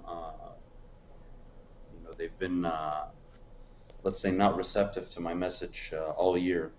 But having said that, before the season, I sat up here and I said, this is not a good football team. But it's not that they're not a good football team. They're not as good as people perceive them to be. People perceive them to be a 7, 8, 9, 10 win football team. I didn't see that. I saw 3, 4, 5 wins, especially because of how difficult their schedule was going to be. And then, you had some injuries going into the year, but nothing detrimental. You still had your key offensive players. Taylor Decker, yes, went out, but Penisul stepped in and did just fine. And you look around the table, it's like, well, our defense is exceeding expectations, and our offense is in the gutter. What the hell's going on? And if you go 0-16-1, and I'll let Lions fans answer this because, you're not going to like what I'm going to have to say, but someone, damn it's going to have to say it. If you have a winless season, do you really think that the Lions should keep Dan Campbell? I want to hear it in the chat. I really do. If they go 0-16-1, are you actually going to tolerate it? Hugh Jackson went 1-15 and then 0-16, and then he was canned.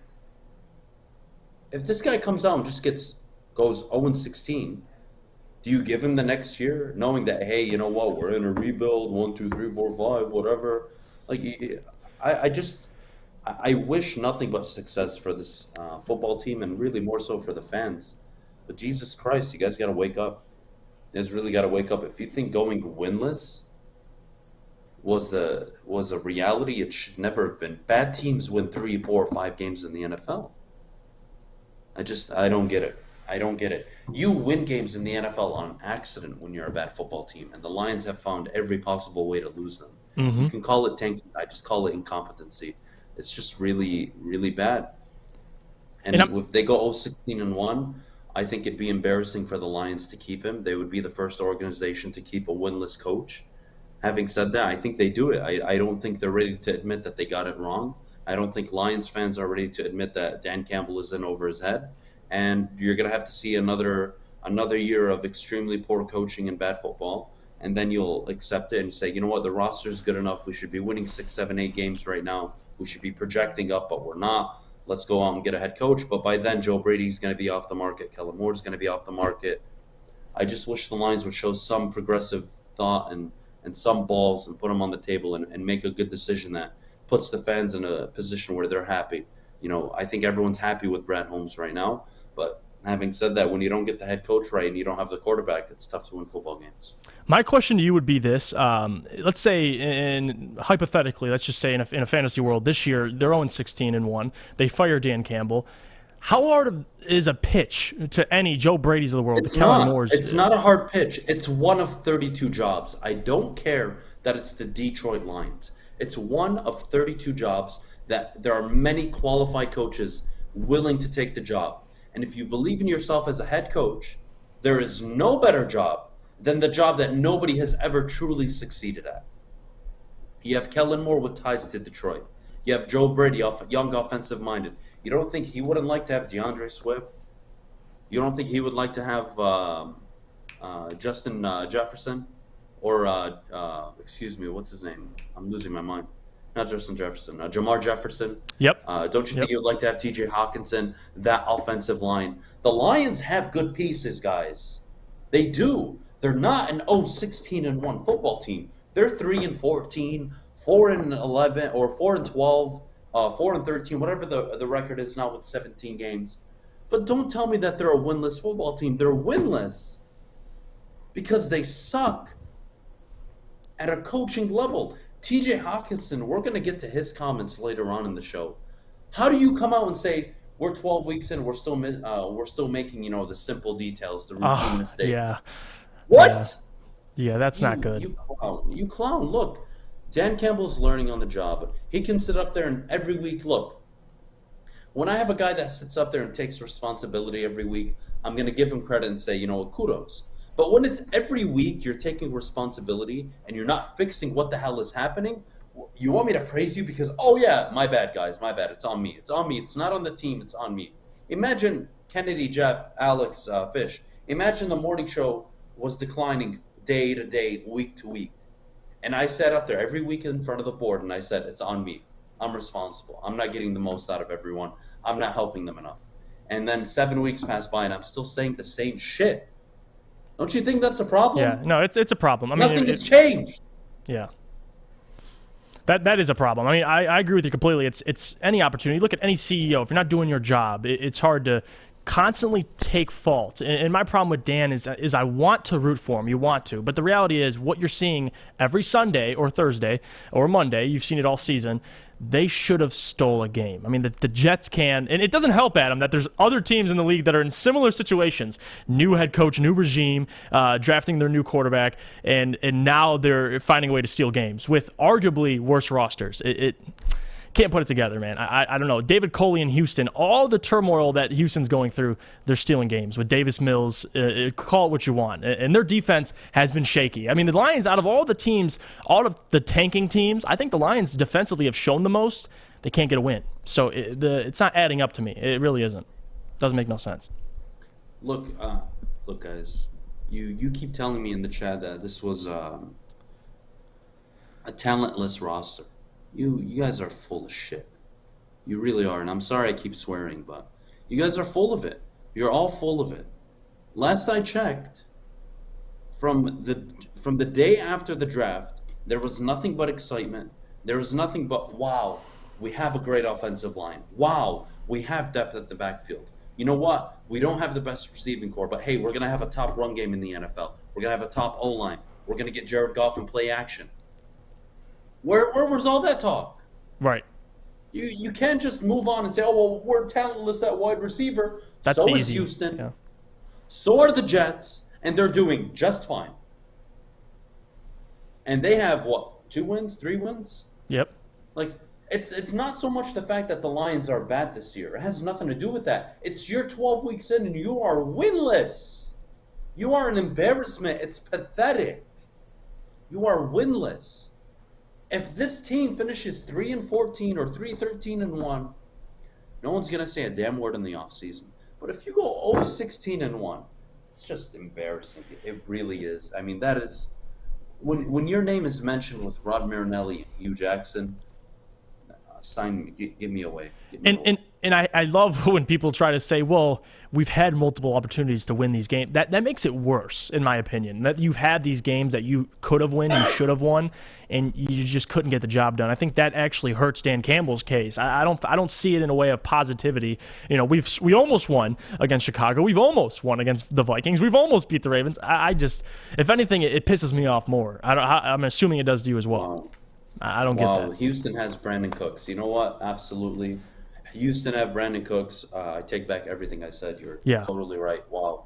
What a receiving core Houston have. They really, 10 out of 10. Brandon Cooks, you're right. Top 5 receiver in the NFL. They're going to be just fine. I know, like that makes it better. Whether you guys want to admit it or not, look, it's pathetic. Whether you guys want to admit it or not, you want to talk about biting kneecaps. The truth is, this football team is good enough to win 3, 4, 5 games. They just are, just like most bad teams are in the NFL. Right. This is embarrassing. That's what you're not willing to look at. That's what you're not willing to even understand at this point, is that this team is pathetic. The coaching staff, outside of Aaron Glenn, is pathetic. They've regressed on offense every single week. Dan Campbell took over offensive play calling. They look worse. And he hasn't fired Anthony Lynn yet. Well, what the hell is going on? And even if you guys revolt against the Lions, there are TV deals that will set them up just fine. Don't do that. You're going to cost people that work at the stadiums their jobs. That's not the solution. The solution is start holding your organization, your ownership accountable, not just by ticket shares, but by, vocally speaking, hey, we're not going to accept giving a guy who's never been a head coach in the NFL a 6-year deal. That is unacceptable. But this doesn't happen because why? You bite kneecaps and everybody's on board. It's truly pathetic. All right, you guys. At that, let's go to break. I want to get to a team that is winning. They're on a winning streak right now. We will talk about the Red Wings when we come back. But first, Jeff, your hair, and it's so beautiful. Where do you get it done? All right, Lady Jane's. Guys, we're a simple bunch, and we like Sunday football on the feel of a TV remote in the palm of our hand. We like things uncomplicated. And like Lady Jane's haircuts for men, walk in, sit down, and before you know it, your hair is game ready. Lady Jane's open 10 to 8, 7 days a week. Walk in anytime. It's wicked awesome. Hi, I'm David Hall from Hall Financial. One mortgage myth we hear all the time is having to choose between a 15 or a 30-year fixed term. At Hall Financial, we offer the modern mortgage to create a flexible term that fits your unique financial situation. Our team of mortgage experts are available 7 days a week to review your goals and customize a solution for you. Get started today with a free 5-minute mortgage review at 866-CALL-HALL or chat with us online at callhallfirst.com. It's Adam, Jeff, and Kennedy. Mornings on the Woodward Sports Network.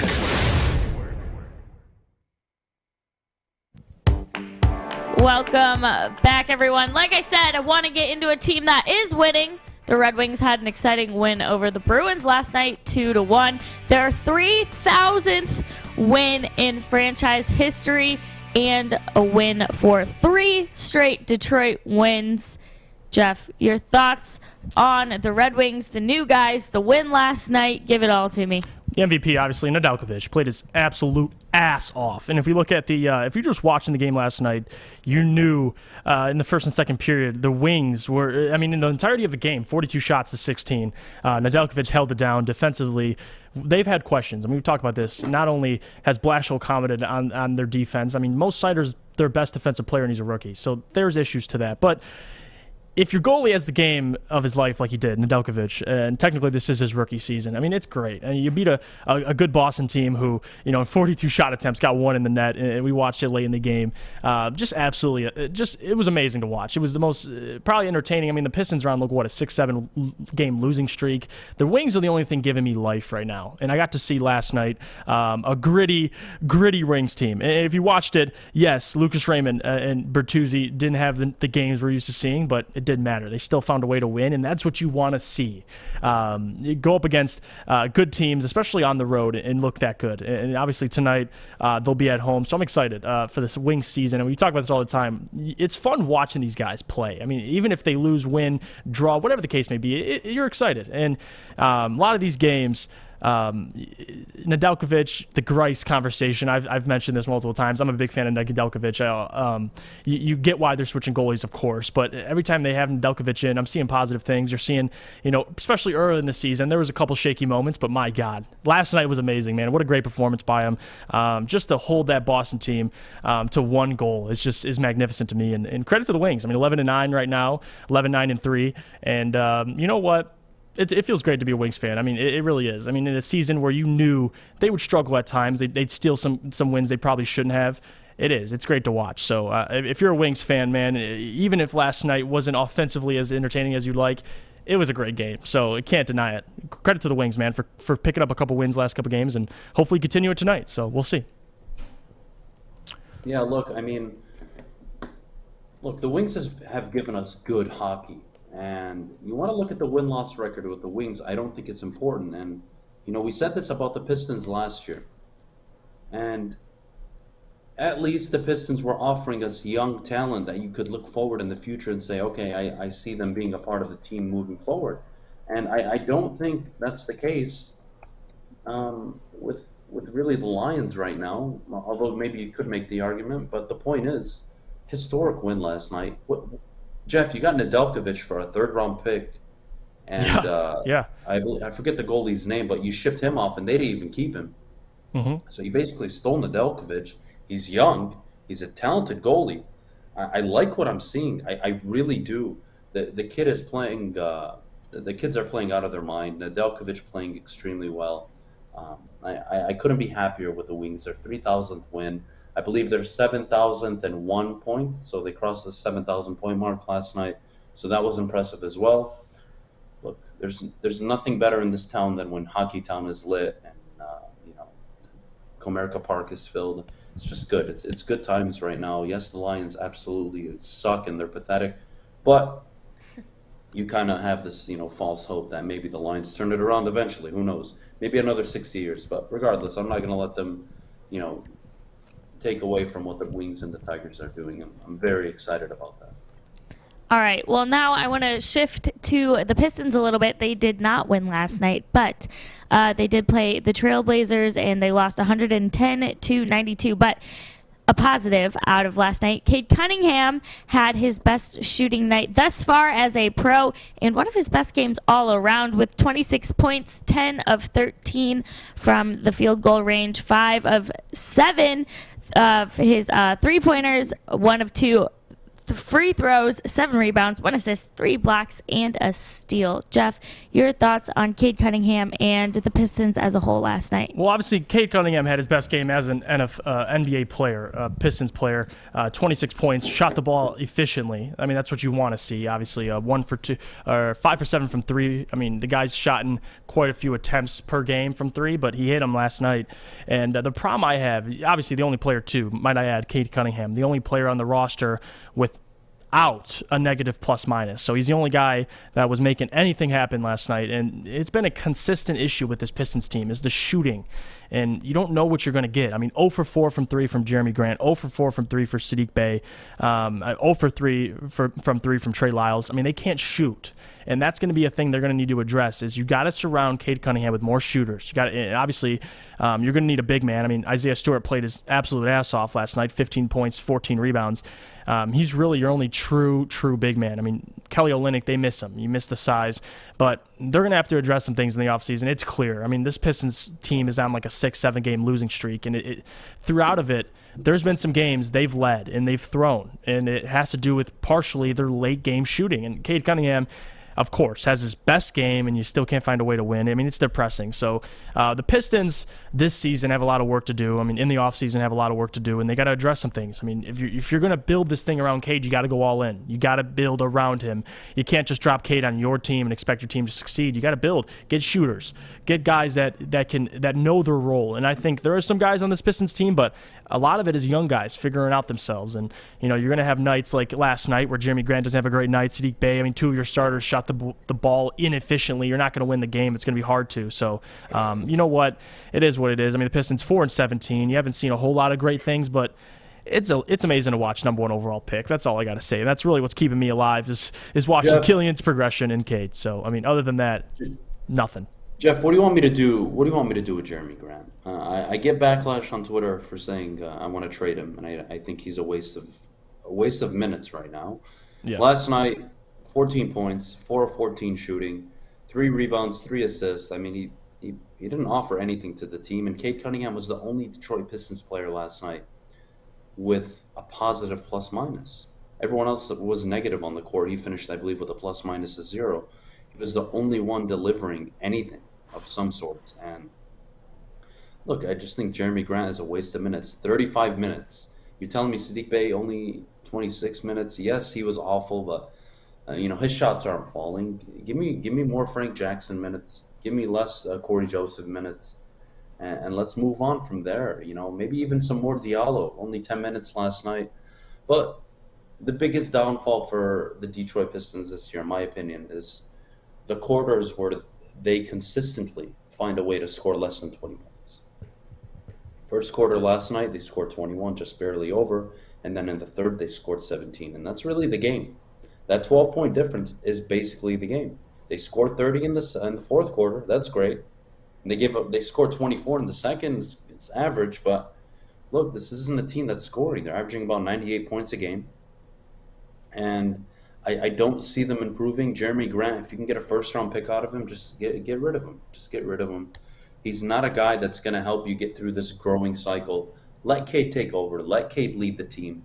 Let him lose the way Luka lost his first year. Trae Young lost his first year. Let him struggle. Let him lose. It's okay. This is not a playoff team this year. Having said that, I don't want to see Jeremy Grant putting up 14, 20 shots a game, doing nothing but taking away shots and ball handling from Killian Hayes. You need Killian Hayes to develop, last I checked, and you're confident in him developing, and I want to see him develop into the player that I think we all see in him. Having said that, Jeremy Grant, 5 turnovers last night. He's averaging about 5 a game. I'm tired of it, man. I'm tired. What do I do with Jeremy Grant? You got to trade him. I'm tired of people saying, oh, well, he's good for the team. He's awful.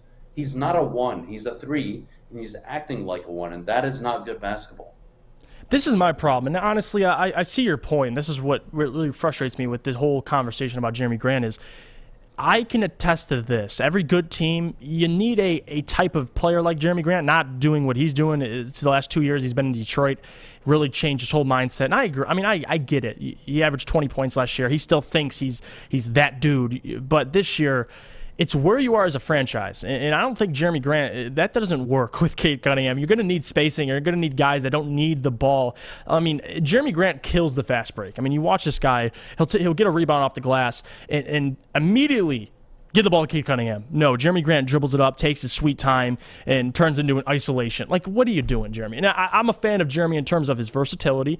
I think, if you can get a 6'8", 6'9" guy who can guard 4 positions, I mean, so be it. But it's his mentality I have a problem with. And, I mean, you've been saying and preaching it all year. It's the mentality of him thinking he's something he's not necessarily right now. Like, maybe on the Pistons you could be that guy, but if the Pistons want to go where they want to go, Jeremy Grant's not going to be your best player or even your second or third best player. So to your point, I mean, the guy's making $20 million. He's expiring this year. The Pistons are going to have a decision to make. I mean, do you trade him, and where do you trade him? Or if you re-sign him, what are you re-signing him for? Because I'm not paying a guy to be my number 1, number 2. I mean, he's a nice piece, but even if you have him as a nice piece, you get him for cheap, Adam. Like, the guy's mentality I have a problem with. I mean, if you're going to play with Cade Cunningham and you're dominating the ball and you have 5 turnovers, like, why do you have 5 turnovers? You're not the ball handler. I don't get it. Jeff, what's the best case scenario for you? All right? If I told you that Cade Cunningham was a 1, Saddiq Bey was a number 2, and Killian Hayes was your 3, wouldn't you take that over Cade Cunningham being the 1, Jeremy Grant being a 2, and Saddiq Bey being the 3? Yeah, I mean, you definitely don't want Nobody wants Jeremy Grant involved. No, you don't. He's a luxury piece. Stop defending him. Like, I think that guy would fit well. He was on Denver previously, and that guy needs a good team around him, and he could just play his game, not what he's been doing in Detroit, which is iso ball and get his statistics, which I appreciate. Jeremy Grant's a player, but look at this behind me. All right, you have one life to live. Make it count. Troy Weaver, get rid of Jeremy Grant. Get a first-round pick for him. He only has 1 year left. Don't waste it. Jesus Christ. Kind of chuggy, but okay. It's going to be interesting. We'll see. It's going to be real interesting. I wouldn't have a problem with it. You and your Notre Dame language.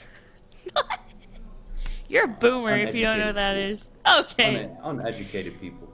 All right. I got to tell you guys about Gypsy Vodka.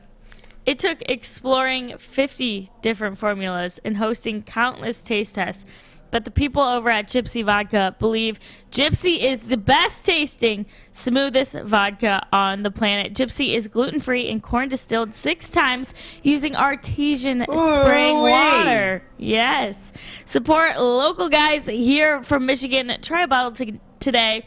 Ask for it by the name of Gypsy. And as always, drink responsibly. All right, you guys, we will see you after the break, and we will get into J.J. Hawkinson's comments that we teased earlier. Fellas, football season is here. It's time to make your grooming experience easy like Sunday morning. Get to Lady Jane's Haircuts for Men. Walk in, relax, watch your favorite team play, and before you know it, your hair will be game ready. Get to Lady Jane's, open 10 to 8, 7 days a week. Walk in anytime. It's wicked awesome. It's that time of the year again. Time for our second annual Stuff a Studio with Woodward Sports. Last year, Metro Detroit came together to help make the largest single toy donation in Mott Children's Hospital history. This year, we make it even bigger. Stuff a Studio is happening December 13th through the 17th at the Woodward Sports Studios in Birmingham. The children in Mott Children's Hospital fight so hard all year. Now it's up to all of us to help bring a smile to their faces. So while you're out holiday shopping, make sure you pick up an extra toy or two and help us spread some love to Metro Detroit this season. We look forward to seeing you December 13th through the 17th as we stuff our studio with Woodward Sports and Meyer. Woodward Sports Network, let's go! Ho, ho, ho, ho. Welcome back, everyone, to the Morning Woodward Show. Like I said, TJ Hawkinson had quite a few comments about the offense during his press conference. Lions Tight end TJ Hawkinson let reporters in on some of the offensive struggles that the team is going through right now. He mentioned that the team still needs to hone in on some details when it comes to some of their plays here.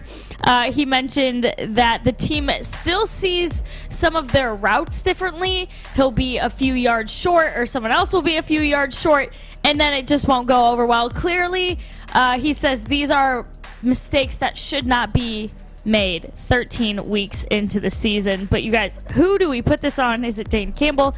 Is it the players? This sounds like a mess to me, but Jeff, give me all your thoughts on TJ's comments here. Well, if you look at the Lions statistically this year, offensively, I mean, I cannot say enough how bad they've looked this year. I mean, we talk about this year. I was the one that set up here and said, I think the offense will be the strong suit because there's more pieces. And just pure star players. You got T.J. Hawkinson, DeAndre Swift, Jamal Williams. You had we still think a great offensive line. That was before the Frank Ragnow injury, of course, but still, I mean, you have something there. Wide receivers, say what you want. In the beginning of the season, you had Quintez, you had Tyrell, even Quintez for a short period of time. They couldn't win games, so it doesn't matter. Amon-Ra St. Brown is a guy that I said would lead probably the receivers in all receiving yards. I still believe that, but offensively, it's atrocious, man. I mean, this guy, this offense is last in the league in third down conversions. They can't extend drives, and that's the problem with this team. And T.J. Hawkinson, him saying in that interview that we're still roughing out the wrinkles. We're still going through things, still mastering things. That's a problem. 12 weeks into the season, I don't care who you are. If T.J. Hawkinson, and they're still working on getting those little things out of the way, the mistakes they make, that's not good. You're winless, and you need to fix things right now. And it doesn't help the case for Dan Campbell, Anthony Lynn. It doesn't, because this team needs to produce something. And T.J. Hawkinson, I mean, that guy is your best player on offense, receiver-wise. And if he's saying these things, it's not good at all. So it doesn't make me excited as a Lions fan to hear these comments. I don't know how other Lions fans feel. But Anthony Lynn, Dan Campbell, whoever's calling your plays, it ain't good. So Lions fans, I would love to hear their reaction, because this is alarming to me, Adam. Very alarming. And it doesn't help Dan Campbell's case, because the 0-16 thing, and how you said earlier, if he is 0-16, you look to fire him. I mean, if these things are being said throughout the season while you're losing games, while he's making these decisions on Thanksgiving, just all these decisions throughout the season, you're in a problem. It's a big problem. Yeah, I think what drives me, really causes me concern is not how open they are about all the miscommunication, but the way they speak about it, especially Dan. And I don't want to keep pounding on Dan Campbell, but dude, you are a head coach of an NFL franchise. You're telling me 12 weeks in, your team is regressing week to week. You haven't found a way to spark the offense. You've let down a defense that's basically barely given up 20 points a game over the last 4, 5, 6 weeks. It's really sad. It really is, and I just don't understand how you can come out and say publicly that, hey man, sometimes it's like, man, like how he talks. I get it's his language, his vocabulary, but Jesus Christ, like, how do you sit there and acknowledge that, yeah, like, we're not doing the little things right? Like, when I was coached in football, if you didn't do the little things right, you didn't see the field. And my coach didn't care who you were. The starting quarterback, the star running back, it didn't matter who you were. If you couldn't take a 3-step drop correctly, if you couldn't adjust at the line of scrimmage, if you couldn't do all the little things right, if you couldn't run a 7-yard out route, and you only ran a 5-yard out route, you wouldn't be getting the ball. You wouldn't be on the field getting the plays. So I don't get how you're 11, 12 games in and we're talking about, we're not doing the little things. What the hell? What the hell? Help, Jeff, please? No, I mean, those little things should be coming in the training camp, and that should be settled at least in the first couple weeks of the season. Like, if there's anything, new offense, I get it, but no excuse, Adam. I mean, this is... even I'm speechless, and I'm the one that sometimes sits here and defends Dan Campbell, but this is just inexcusable. I haven't heard a story at all around the league. I mean, we can make fun of any head coach you want that they've said these types of stories. I mean, teams can work out those wrinkles and stuff like that, but 12 weeks? I mean, I don't know. It doesn't say more about Anthony Lynn, Dan Campbell, it says all about all of them. I mean, coaching staff in general. Aaron Glenn, I don't hear anybody on the defense saying that. So, it's definitely not a good thing. Yeah, look, I mean, you guys can blame it on injuries. You blame it on what you want, but I just...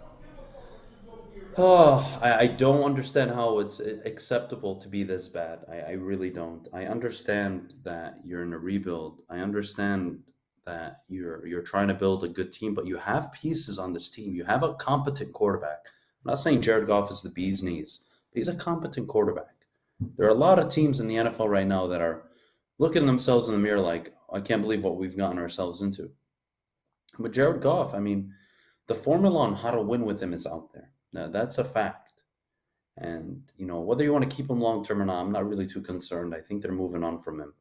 But you can't have a tight end like TJ Hawkinson and not get him more involved and find ways to get him involved. You can't have a running back prior to the game on Thursday, and DeAndre Swift, who's ran for back-to-back 100-yard games and has shown he can be a bell cow back to an extent, and then you start the game by running Jamal Williams consistently.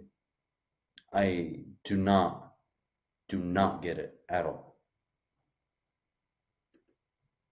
No, yeah, I don't get it either, and this is alarming. I mean, it's bad. So, Lions fans all over. I mean, say what you want about Anthony Lynn. I think all Lions fans kind of mutually agree on Anthony Lynn and the job he's done, especially with the pieces. I mean, you don't have a whole lot, but just the pieces he's had, there hasn't been nearly anything. But this says not. TJ Hawkinson saying what he said says a lot about Dan Campbell, in my opinion. Like, it's not, you can't just throw it on the off. I think Corey was in here about a week ago. We talked about who would be the scapegoat. It's easy to say Anthony Lynn is a scapegoat this year, but it's hard when there's more to it. There is. I mean, you're oblivious if you're not saying it, not seeing it. There's more, and there's something that's happening at practice that something's not happening. And I know people in the chat are saying, and I can see a point where this team is young and they have a lot of their veterans out, but I mean, I don't know. I don't know if I can give a pass to that. Even if they do have a lot of young players, guys on IR that are vets, and you're working with drafted free agents. But TJ Hawkinson's saying it, and TJ Hawkinson's been here, and second, third year in the league, so third year. So that's alarming to me, Adam. If it was a guy, if it was Josh, I don't mind. I don't mind when people say we should have won more games, we could have done better.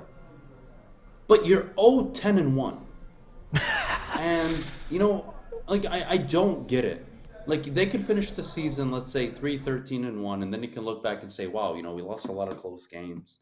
If we just scored 20 points in every other game, we probably would have had a better record. Like, you can kind of spin it and say, okay, we could be better, and next year we're not going to have as difficult of a schedule likely.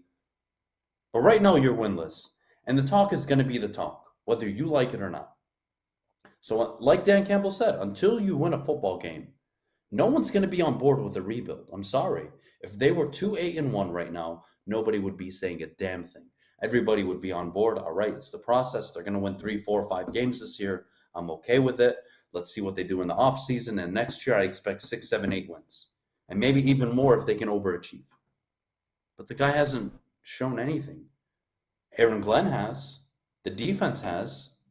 The offense looks anemic. And it has the most talent on the team.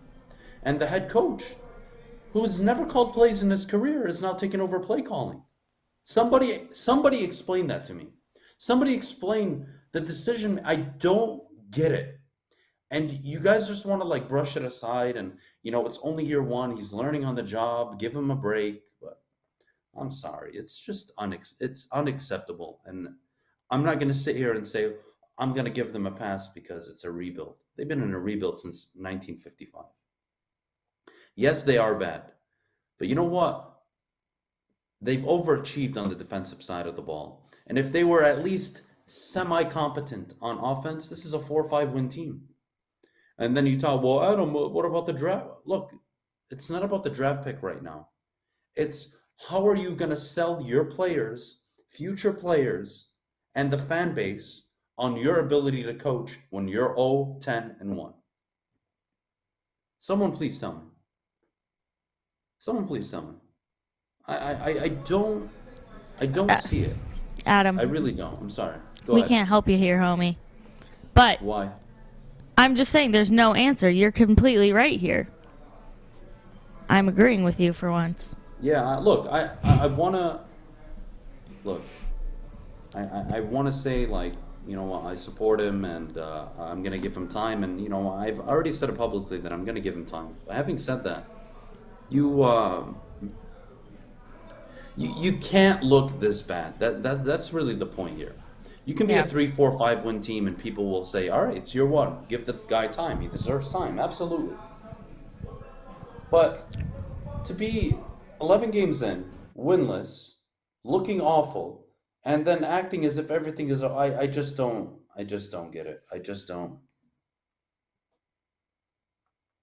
No, it is what it is. I mean, this is the sad truth about the situation. And as a Lions fan, I'm gonna stick with at least my belief. I'm gonna give Dan next year, but I think it's a very, very hot seat. That is a burning oven of a seat that man's on. And the results, especially if you go winless, like you said, you get 3 wins, it's hard to say anything. But I mean, in this instance, it's tough. But I want to bring up something real quick before we go to break. Something I want to talk about. It's the second annual Stuff a Studio, which we will be doing here at Woodward Sports. It's Woodward Sports. It's Meyer presented Stuff a Studio. You collect toys for Mott Children's Hospital. It's a great cause. It's my first time being a part of it here at Woodward Sports, so I'm very excited. It's going to be at Woodward, the Sports Studio, which the address is 34915 Woodward, Birmingham, Woodward Avenue, and it's December 13th at the 7th. And this is just a great cause to help all the children that have been in the hospital, that have went through tough times, and give them all the holiday they deserve. So last year, Woodward Sports in total donated $70,000 in toys to the Mott Children's Hospital in Ann Arbor, making it the large donation in Mott history. This year, we're doing it again. We're coming back and teaming up with Meyer, our great partners, and the powerful of our supporters to stuff our studio full of toys. You can help us out with that. You can drop off any toy December 13th through the 17th, 7 a.m. to 10 p.m. at the Woodward Sports Studio here in Birmingham on Woodward Avenue. If you are a local business, we will give you a shout-out or donate online to woodwardsports.com. We'll be back after the break. Tony is a third-generation logger that has a simple, practical approach to life and work. That's why his Coast DX342 knife is perfect for him. The stainless steel blade is rust-resistant and made for all-weather use. And the double roll-lock safety ensures that it will never inadvertently close when he doesn't want it to. That's why Coast is trusted tough. I'm looking to bring on another HVAC tech right now. We are recruiting 5 to 10 techs a month. We're looking to grow and expand. Every new tech we hire is from Northwestern Tech. The hands-on training is fantastic. They're always my first call. We love hiring Northwestern Tech grads. They come out trained and ready to work. Our program is only 10.5 months, and our next classes are starting soon. So why wait? I'm looking to hire Hire a graduate of Northwestern Tech. Northwestern Tech. Northwestern Tech. Northwestern Tech. Woodward Sports.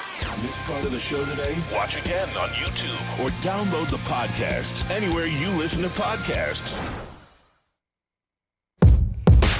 Welcome back, you guys. Thanks so much for hanging out with us right here on the Morning Woodward Show. You guys, it is time for our mailbag segment, which means I got to get these guys some questions. Here we go. All right, Tammy, do you think Ned is now the #1 goalie for the Wings? I mean, I think that's the ultimate goal. I mean, you have obviously Grice. You like him as a player, 35 years old, of course, been with the Wings the last 2 years. But Nedeljkovic, you traded for him, and obviously you draft a goalie that he will be your #1 goalie. I mean, I'm a big fan of Nedeljkovic, and last night showed you his potential as a quote unquote rookie, his first real NHL season, regular season. So I'm giving credit to where it's due, and Nedeljkovic played his absolute ass off. And in those type of performances, absolutely your #1 goalie. I think that's the easy answer. What about you, Adam? Yeah, I think it's the obvious play here. And Nedeljkovic was brought in for what, a 3rd-round pick? I mean, the fact that he made 41 saves last night, only allowed 1 goal, it was a great performance. I think he's the #1. He's starting to look like, that guy, the #1 goalie in Detroit, and I think it's a great pickup for the Wings. All right, now Travis asks, how do we give this Lions D a pass? Bottom 6 in both points and yards allowed. Please explain this. Yes, they are overachieving, but it does not mean they are good. Let me address this. I'm not a fan of people not giving credit where it's due. Like, well, they're good, but they're not that good. Like that's what we're saying. I expected this defense to be awful. I'm talking, last number one in most points given up in football, and right now they're playing well. I mean, if you're going to sit here and say that you're not impressed by how well this defense has been playing the last stretch of games, and considering who they've been playing, I don't know what you're watching. I really don't. Especially, you got to think of from a defense's point of view. Let's just think of it from their point of view. You're playing every Sunday, Thursday, or Monday, and you're with an offense that is so abysmal that they can't get points on the board. You know how hard that is mentally as a defensive player or just a defensive unit to go out there and have to compete every single week? And they've done it. And that's where you give credit to. It's how they've played given what the Lions are right now. Like, yes, they're not among the best defenses in the league, but who's saying that? Nobody. They're playing well, and they deserve the credit they've gotten. I mean, even if they're middle of the pack, with arguably less talent because of injuries, they're better than last year. So give them credit. Yeah, look, I don't understand what this pass is that we're giving the defense. The defense have shown significant improvement. And if you look at their last, 9 games, they gave up 19 to Baltimore, 24 to Chicago, 19 to Minnesota, 34 and 28 to the Bengals and Rams. Okay, that wasn't great. 44 to the Eagles. But you look at the last 3 games, 16 to the Steelers, 13 to the Browns, 16 to the Bears. They're overachieving. I mean, imagine playing defense for a team that can't stay off or stay on the field, I should say. The offense isn't moving. They're not putting together long drives. They're not giving the defense a break. And they're still going out and playing good defense. The defense is showing upside, not the offense. And the offense has clearly more talent. I don't get it. I really don't get it. It's not a bottom 6 is good. If you look at, this is where advanced analytics and statistics can be extremely deceiving. The Lions may have a bottom 6 defense in terms of statistics, but you look at their recent performances, they've been pretty damn good, and they've kept the team in games. You guys can criticize Anthony Lynn for blowing leads late in games, etc. But the fact is, you've seen improvement on the defensive side of the ball. You've seen them keep you in games. You have had no right being involved in any of these football games because your offense has been abysmal, especially under Dan Campbell. And you're going to sit here and criticize Anthony Lynn when he's working with nothing really and giving you something. Dan Campbell's working with TJ Hawkinson, DeAndre Swift, Jamal Williams, Jamar Jefferson when healthy. Yes, not the greatest wide receiving core. Yes, a banged up offensive line, but they're still producing. And you can't get anything right? Unbelievable. This will be our last question. Lots of Pistons questions coming in. Who would you guys like to see as the head coach of the Pistons? Do you still see the Pistons as a 2023 playoff team with the current struggles? And then you guys just give me your overall thoughts right now of Dwayne Casey while you're at it. Well, I'll start by saying this. With the Pistons this year, I mean, we can give them the pass. They're a very young team. I mean, Cade Cunningham, you draft a guy number 1 overall. It's going to take some time to really gel him and build around him. So I don't have a problem in terms of the future outlook. My question with Dwayne Casey is the guy has a resume. I mean, I'm a big fan of Dwayne Casey. The question is he going to be the coach that takes you to a championship? Right now, it's ruled out because we don't have a talented enough team around him. I'll give him another year or two, but the problem is they're going to have to really, really decide what they want in this team. Like the whole, I see a question, who do you trade Jeremy Grant for? I think that's up to Troy Weaver. What are you looking to build around Cade and Killian for that matter, of course. You want shooting. You need another big, a guy, because Isaiah Stewart, as talented as he is, I love Isaiah Stewart, but I don't see him as a future center. He could play 4 and 5. So it's about addressing holes in this team. And I think I'm hoping, I got faith in Troy Weaver, so of course I think they'll address those holes, but I think I'm not going to really, have a torch and a pitchfork outside of Dwayne Casey's office. I love the guy until a year from now or 2 years. I mean, he's kind of on a similar timeline than other coaches in Detroit, so I'm willing to give him another year or two. Yeah, I'm not going to be as patient with Dwayne Casey. I'll give him this year, but next year he's got to win basketball games. Yeah. I'm okay with them tanking again this year and getting another top prospect and moving on from Jeremy Grant. What do you get him for? Just trade him for a pick.